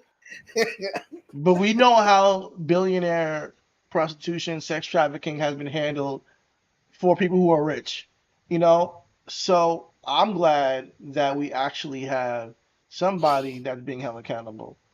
Now, let me see if I can find a clip of this gentleman and what's going on over here in San Francisco. Give me 2 minutes. Give me 2 minutes. Nigga. Well, I'm gonna keep it a bean with y'all. The nigga traveled across the country. Now, again, I don't really know too much of Jed York's business. You know what I'm saying? I do know that he has knocked on the door a few times as Super Bowl champion and lost to the great Patrick Mahomes. You know what I'm saying? And so he has been on the cusp of greatness. All right. So York is from Youngstown, Ohio. So my man was just at the crib, essentially. He pop back at the crib. Unfortunately, he was doing too much doom scrolling and came across one of them Telegram ads where they was offering something for about $140. And you're like, well, shit, I got $140 in a goddamn change bin somewhere. Let me drive on over to East Palestine, Ohio. And somehow, some way, my man got caught up in a prostitution ring that was under investigation for human trafficking task force. Bro, that's one of the worst I should have just stayed home and jerked off days ever, my nigga. Like, yeah, let's take it to the news. The news story. Let's see. We are continuing to follow some breaking news involving 49ers owner Jed York, who was arrested in Ohio in a prostitution-related case. And I did want to share just a little bit more information, as this is a closer look at his mugshot right there. He was arrested and arraigned in East Palestine, Ohio, on suspicion of, quote, engaging in prostitution and possessing criminal tools charges that were later amended to misdemeanor charges of disorderly conduct and possessing criminal tools. That is according to court records. So what we know, according to Fox News, is that York was booked yesterday morning and released that afternoon on a $5,000 bond. That's according to Columbiana County Sheriff's Office. The arrest occurred at the Wheat Hill Mobile Home Community, a mobile home park. And police there said that they should contact the media. yes, the nigga got some pussy. Trailer park pussy out of a mobile home in the middle of Ohio. Oh my God, this guy's a billionaire. Oh. He got booked in a mobile home community. Mobile home community, good. Oh, for some ass. Oh my goodness. York allegedly responded to an online undercover advertisement and arranged to pay $140 for sex at a local trailer park. Nigga flew out for this? This is so absurd. Bro. This is so absurd. Oh my God. Dog. Woo. That's why you always gotta go and see, do you got any mutual followers?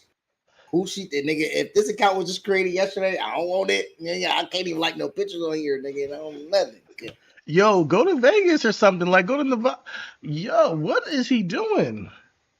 It's too rich for his blood, cuz. He wanted some old hillbilly nasty outback snaggletooth, nigga.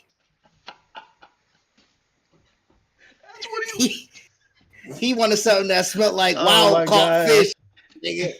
He wanted that suey shit. Yo, that's insane. He wanted a bitch that gut the fish herself and cut the gill off. Oh my Lord, that's nasty, bro. Super nasty, bro. This is a billionaire. He's like, you know, let me pay this 140. Yo, but this, hear me out, cuz. He was willing to pay $140. Ended up, he got fined $11.50, and his bond was 5 bands. So that $140 pussy cost him damn near $7,000 or $6,000. Because bond was $5,000, he got fined another $1,100, another $11.50. So you thinking that you about to just crack two? He about to give her 200. Nigga, his goddamn ticket is 6,000. Yo, he got boys who got some work, like for sure. You know, nigga, Kyle Shanahan clearly was coming from Yami when he crashed in the car. What is going on over there in San Francisco, nigga, bro? Kyle Shanahan talking about, I was just using a hand. I didn't like Mopped that. up, cousin. Nigga, he was getting mopped. Nigga, and then lost control of the wheel. Man, oh my God, man. That makes it worse. I didn't know it was in a trailer park in the middle of fucking let's see. Task force for more information. That task force, though, has not responded to a request for comment. York did appear in a municipal court this morning, pleading no contest to the 2 misdemeanor charges after the prosecutor filed a plea agreement. He does need to serve 2 days in jail, with one of those already credited for time served. He was also ordered to pay $1,150 in fines. And York, who is 46 years old, will be subject to NFL discipline under the personal conduct policy. Now, the NFL did not immediately return a request for confirmation that York's arrest will be investigated. The 49ers have also not commented on this news. York has been the majority owner of the 49ers since 2024 and was previously the team's CEO. He is originally from Youngstown. York was booked yesterday morning and released that afternoon on a $5,000 bond. That's according to Columbiana County Sheriff's Office. The arrest occurred at the Wheat Hill Mobile Home Community, a mobile home park. And police there said that they should come there. He was arrested and arraigned in East Palestine, Ohio on East Palestine, Ohio. What the fuck are you doing out there? Again, East Palestine is. We can't hear you. Hello, can you hear me? I can hear you now. Wait. What? I can hear you now. Yeah, if I go to the crib, I might pull up in the hood. You know what I'm saying? I might go see what the hood like. You know what I mean? So you I'm from Birmingham, right? He from Youngstown. Those are 2 not big cities, but I might bend a few corners and I might end up in Fairfield. I might end up in Midfield. I might end up in Bessemer. You know what I'm saying? If you're a billionaire, you still going back there? I'm just asking. I'm gonna tell that bitch to meet me in the most resortest of resorts.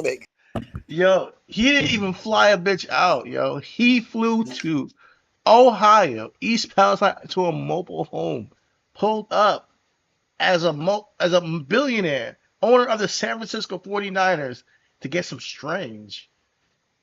Hey, free Palestine, free Palestine, free Palestine.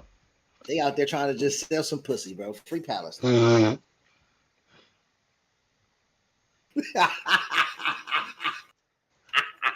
Oh my God! Definitely wasn't free.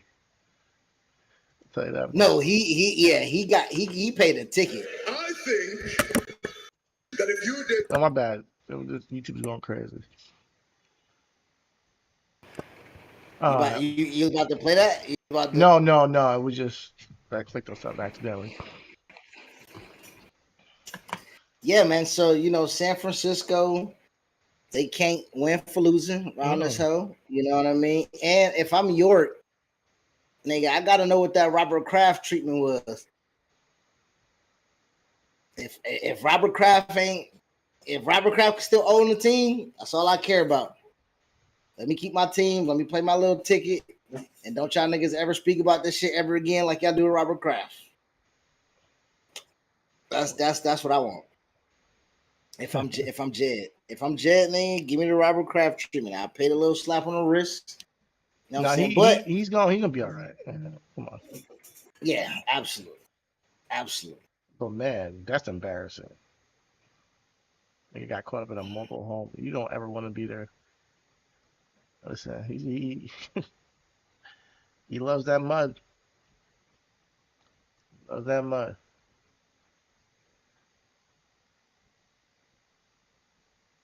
Anything else you want to chat before we get up out of here? Let me see what the East Palestine arrests look like. Let me see what the Jackers like.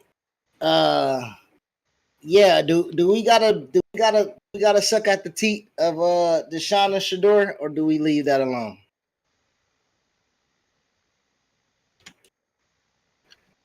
I'm not. That's it. Huh? You can suck if you want. No, I'm good on that. I'm just saying, pause. Pause. I mean, realistically, so just to give you some, East Palestine is 20 miles from Youngstown. So if he was at the crib, he drove about a good 30, 40 minutes. He was scrolling. He was scrolling and got hit with a lonely ad, and he unfortunately, that sucks. That sucks. That sucks, bro. You should know better. I'm sorry. Once you get to Yeah, certain you tax brackets, should. that is so far in the rear view. I'm sorry. It's funny as hell though. And yeah, man, San Francisco 49ers, they can't win. They can't win, man. I know the locker room's going crazy about that shit. I know the locker room's killing it. Oh, and the trailer park prostitution thing in Ohio is sad. Oh man. And what else we want to talk about? Anything else? Nah, nothing really of them. Everybody there big deal to talk about Shedeur and Deshawn. People don't understand how dead cap works. People don't understand how guaranteed money works. People don't understand clearly that NFL owners do what the fuck they want. Case in point with Jed York. So Jimmy Haslam is no different. He is actually the person who asked a homeless person on the street who he should draft, and that's how they ended up with Johnny Manziel, if I believe. He's also the one who paid Deshaun Watson $230 million guaranteed after 30 sexual misconduct cases against him. And, what did they expect them to do? He's going to play. He's going to play bad, and he's going to get benched and never to play another game in the NFL ever again. And let's just let that play out, people. Shedeur Sanders, granted, I would have loved to see Shedeur face Travis opening week. That would have been beautiful to see, especially if Shedeur threw a pick six to Travis Hunter. That would have been completely like, oh, my bad. I'm just throwing it to Travis. You know what I'm saying? But maybe, but I think Shedeur starts week 6.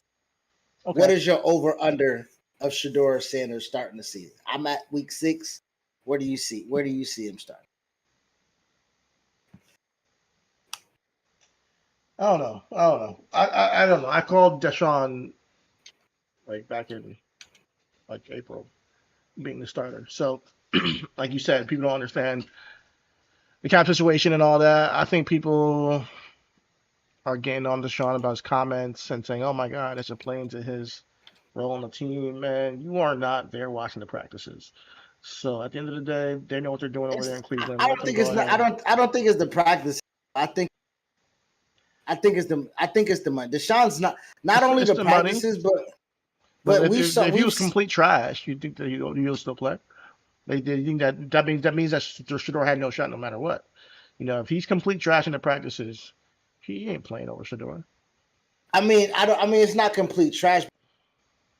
Bet. So when we're talking about picking up a new offense, when we're talking about cadences and silent counts, so we're talking about recognizing defenses and things like that, Tom Monken is probably going to go with the veteran guy, realistically, or most coaches are going to go with the veteran guys, especially implementing a new offense. But I do believe, to the point of, like you said, you did call it, but if he were to get cut today, I believe this year's dead cap is 46, and next year's dead cap is 87. It's a lot, man. They want to return their investment, and they keep restructuring his contract, so keep pushing it down and kicking it down the road. Exactly. So like, Exactly. and they want some type of return on investment. But the community, the fan base, nobody wants him there. It's been a disaster. This is probably one of the worst trades in NFL history, unless he comes out and he shows like potential this year, unfortunately. So when you talk about over and under on Shedeur starting, I think maybe 6 is, a good number. Maybe I'll go 7 or 8, possibly. But 'cause I think they can be stubborn with this, especially if he wins a couple games. Okay. So the first couple games is at Jacksonville, at Tampa Bay. So you probably want your veteran on the road, right? Especially, I don't know if you saw Ruben Bain. That nigga, a problem. Okay. Them little short arms is moving, nigga. Okay. That nigga is He's a real deal, man. They got lucky. He's a problem. With that pick, so, man. but that he fell so far for them. That's crazy. Bro, but I mean, these are two good defenses back to back. Jacksonville defense. They got Josh Allen Hines. They do have Trevor Walker on the other end. The linebackers are stacked. The secondary is stacked. They got some hitters out there. It's a really good second year in the defense. I think they're a good defense. Tampa's a really good defense as well. Starting both games on the road. Week 3. You play Carolina. That ain't no slouch. They got Mike Jackson, J.C. Horn over there on the corners over there as well. I really like that young, hungry, fast defense over there in Carolina in week 3. And then they have their first division game week 4 against Pittsburgh. So what has to be the record for that? Like that those are the first 4 games.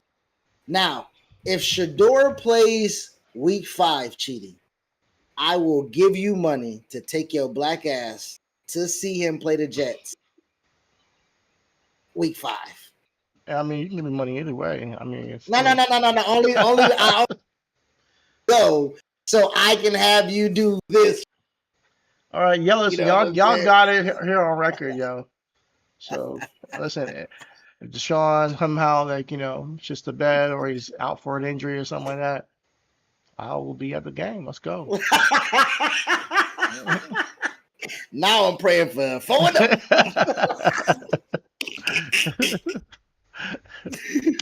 No, but he has after those first 4 games, he has at Jets, home at Baltimore, at Tennessee in week 7, to your point. You said 7 or 8. At Tennessee, and then at Pittsburgh, at New Orleans versus Houston. The first half of this season is really good defenses. Jets, Tennessee, Steelers, New Orleans. They could win all those games, like low key, potentially. It's gonna be tough, but they could. They're not going to be elite, but I think they possibly could. Okay, so from weeks 1 through 10 before their bye is does Shedeur play before the bye or after the bye?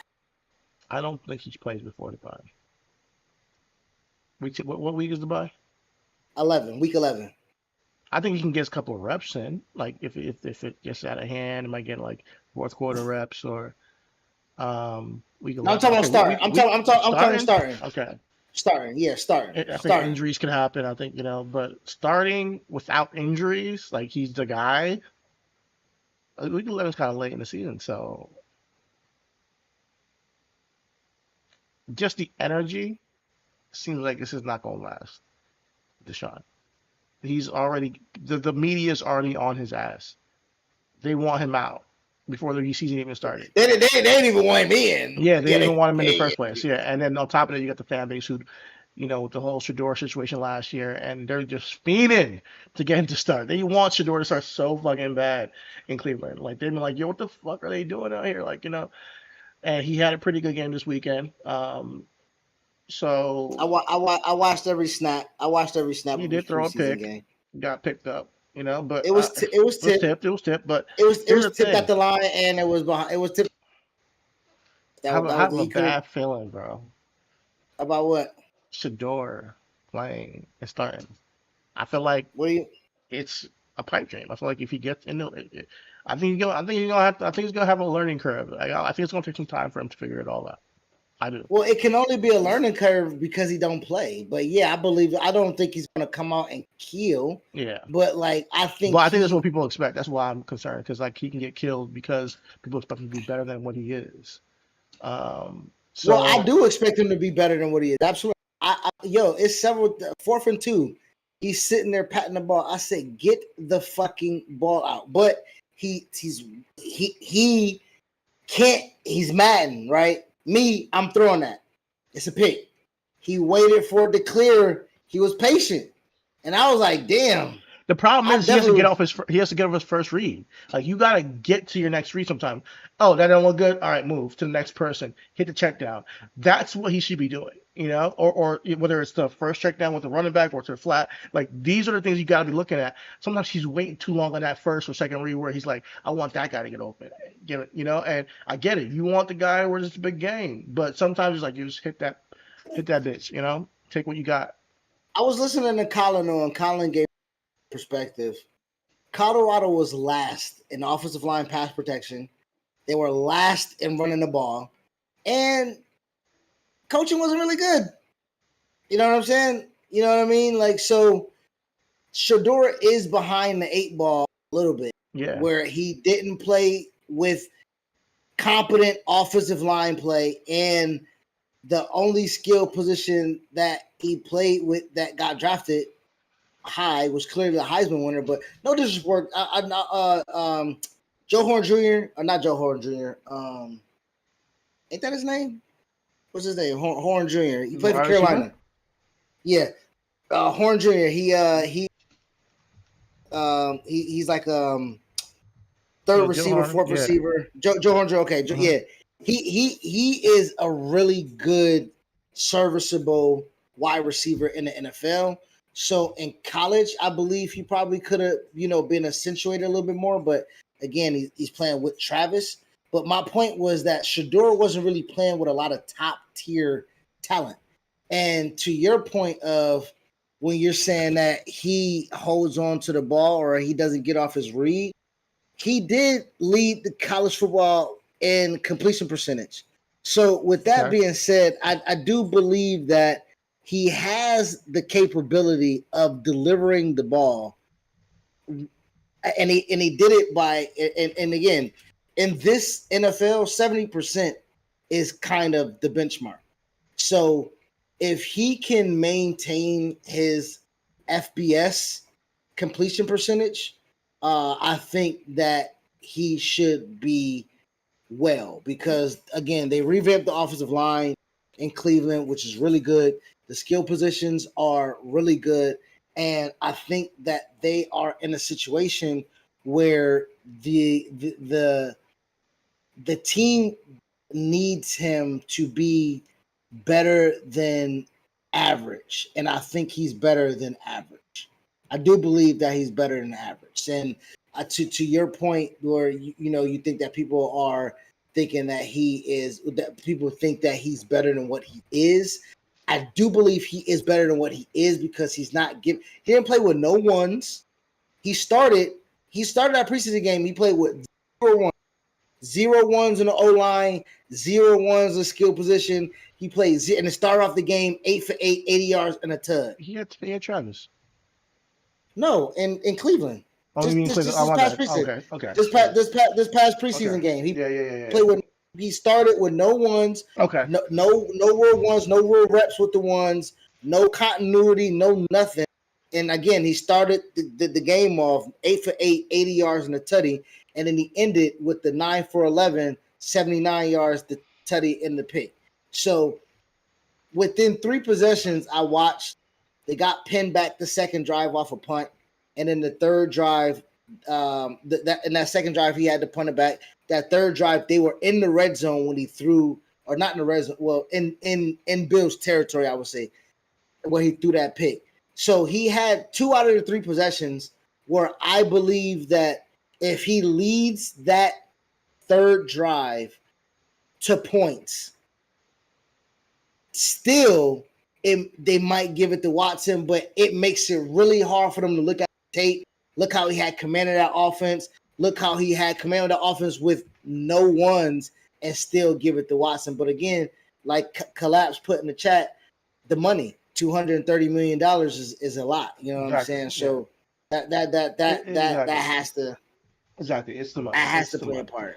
And, It has to and play a part. yeah, when it comes to when we get Shedeur starting, I think they're gonna be stubborn with it. I think it will be after 6 weeks. I don't know what. I think maybe 8, maybe 9. I think it will be after 6 weeks, after 6 or 7. Yeah. I mean, and my thing is that if he plays after the bye and the season's already done, what can Shedeur prove to the organization or anybody that he's capable of being an NFL quarterback when he's not playing for nothing and Cleveland already know and they're incentivized to lose? They got 2 first-round picks. Shedeur's journey is going to be proving himself the entire way in the NFL. He's not going to be given it ever. He's going to have to earn it everywhere he goes. He might have to compete with another rookie quarterback next year for the first string quarterback position. That's just the facts of the matter, and we have to understand that that's his journey. That's what's just going to take. Let me go, cuz if you about to, my thing is you drafted Dylan before. We drafted you. You drafted another kid. You drafted me. I'm going to be in my 3rd year. And if you draft another quarterback, what does that quarterback room look like? You're a 5th round pick, right? You are going to play if you're better than who they draft. If you're not, then you won't get the starting position. In your 3rd year, we should know who you are, regardless of starting time and all that stuff. You can know whether you're who you want us to lead this team. Now, yeah, they might have to trade him at that point because it might be looked at a certain way. It might be some, internal, fight. I'm like, listen, let's like shit or get off the pot. I can't keep being a bridesmaid, but that's gonna be his journey. I think that we can go into next season with him being a backup to a rookie quarterback and him being pissed the fuck off, or they draft somebody and they send him off in the draft for a low round pick. But he's gonna end up being a backup somewhere else anyways, because they're not gonna start him unless they're absolutely desperate. Unless he shows in this season that he's a starter. Unless he has the opportunity to. But that's what I'm saying. If they start him after, that's what I'm saying. If they start him after the bye, which is week 12, we're assuming by then they 3-6. You know what I'm saying? Like 2-7. Point, like at that point, like he got what? 5 games to prove so? He has 1, 2, 3, 4, 5, 6, 7 games. 7 games. That's a lot of games to prove yourself. I'm just saying. If he goes on a run, maybe they say, you know what, you're a guy. Okay, so that was my question. By the bye, from where I gave you the first part of their schedule, Jacksonville, Bucks, Carolina, Pittsburgh, Jets, Ravens, Titans, Pittsburgh, Saints, Houston. Coming out of that stretch, what does it look like for Shedeur to start after that bye week? And for me, if Deshawn struggled, and that's how many games is that? 1, 2, 3, 4, 5, 6, 7, 8, 9, 10. 10 games. I don't know, man. Maybe I'm just too. Listen, if I'm Deshaun Watson, I'm coming just to prove that I'm still good at this thing, football, because this is your last shot. But he's not. We don't know. Maybe he comes. I know the injury and all that stuff. He did not look good the last time we saw him, but this is his last time to prove himself. And maybe he's not. And maybe you're right. And I'm with you. I don't think he is. But he should be motivated. Yes, they booed you or cheered you when you tore your Achilles. That's gotta hurt.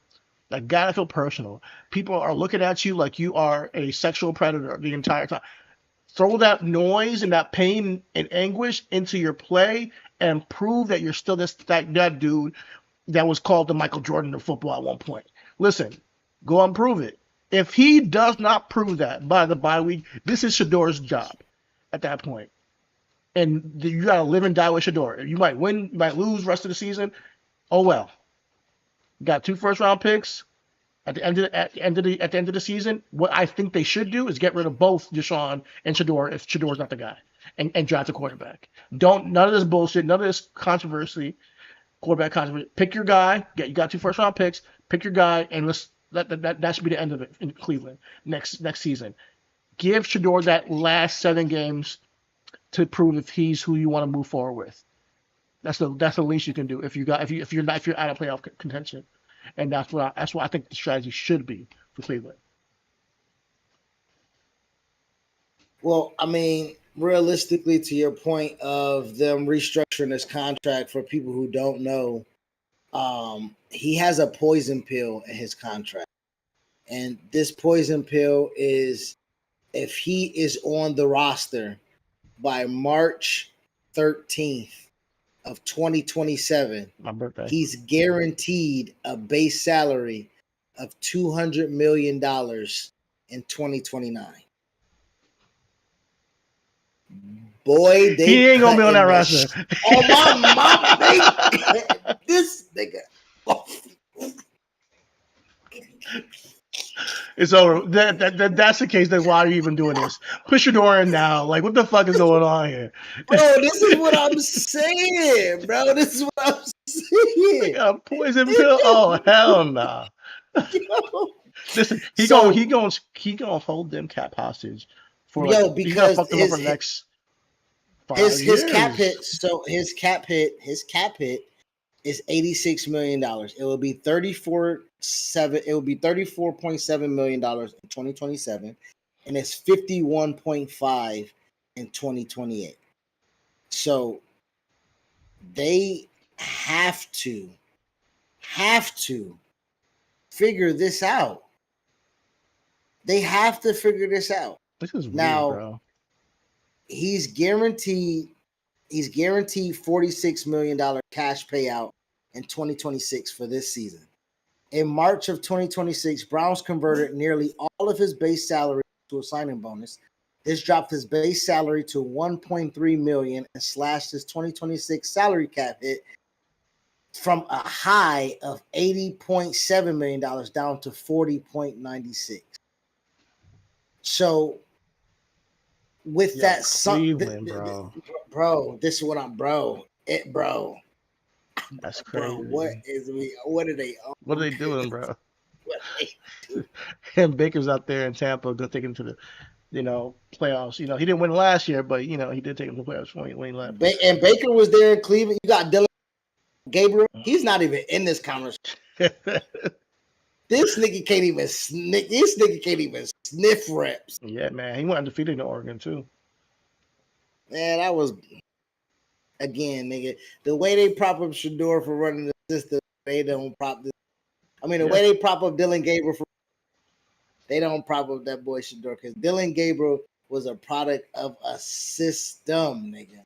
I think that Shedeur gets way more prop than Dylan, but I think that he definitely. Like him getting picked before Shedeur is crazy too. Like it just is all a mess. Cleveland, come on, what are you doing, bro? Bro, you picked Dylan Gabriel, who was a fucking a journeyman. Like literally, like Dylan Gabriel is Carson Beck, nigga. Like you're damn near 30, nigga. You should have your PhD by now, nigga. Like what? Nigga, you look 30. You look 30, nigga. Oh man. All right, man. A little football talk to end, shout out to Cleveland Browns. I don't know what they got going. But Shedeur, Shedeur Sanders, Shedeur, again with his contract situation, it's a 5th round pick, necessarily he's on a 4-year rookie contract. He's going into his 2nd year, right? So my thing is that he don't hold a lot of capacity with this. Like he really is in the whim of this contract situation because again, the money impacts the move. Yes, You know he what I does. mean? The money impacts the move. So He's the willow and the uh, wisp. So he's like this spotter at this point. He's like it's not of his control, and he's just kind of floating because of whatever decision they made prior to him even getting there. To be quite honest, partially feel like he should have went to Baltimore, but hey, that's just me. I mean, it all depends. I can't Like hear you.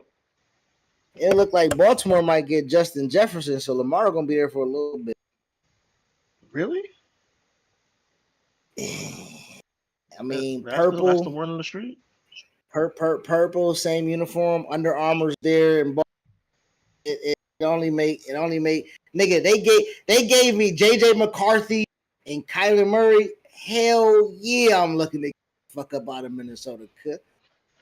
And if I'm gonna play in the code, nigga, I might as well.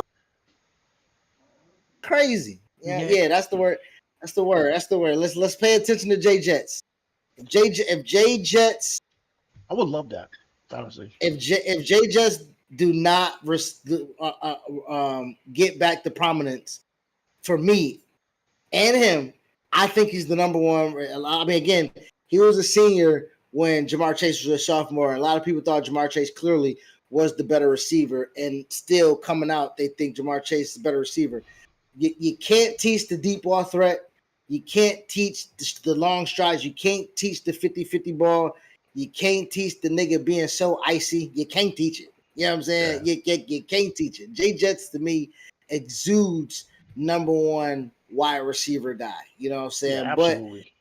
But his throne with Chase, Puka, JSN, AJ Brown, nigga, who I'm missing out of the ones that challenge the throne. You know what I'm saying? Like at the end, listen. Ron. Is Amon there? Is CD there? I don't know. CD Pickens might be better than CD.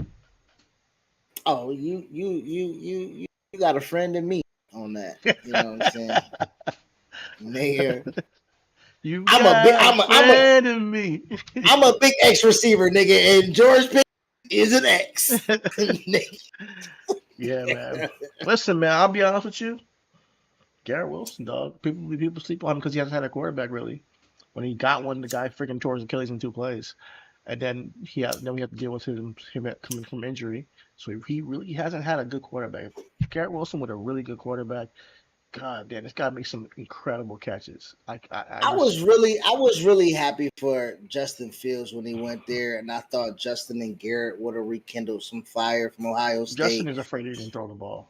Nigga had 0 interceptions and about 2 touchdowns at like week 8 in the season. I'm like, what the heck is going on here? He like, if y'all gonna cut me, it ain't from me turning over the ball, nigga. I tell you that. From you not throwing the ball at all, taking sacks. It was absurd. Like I don't know what was going on with Justin Fields last year. I have no idea. But it looks like he's doing the same thing out there in Kansas City because I saw him this weekend. Much of the same. Took sacks. Yeah, but so my thing is, I don't, and to me, this goes back to the Sam Darnold conversation when he can vocalize, "I'm seeing ghosts."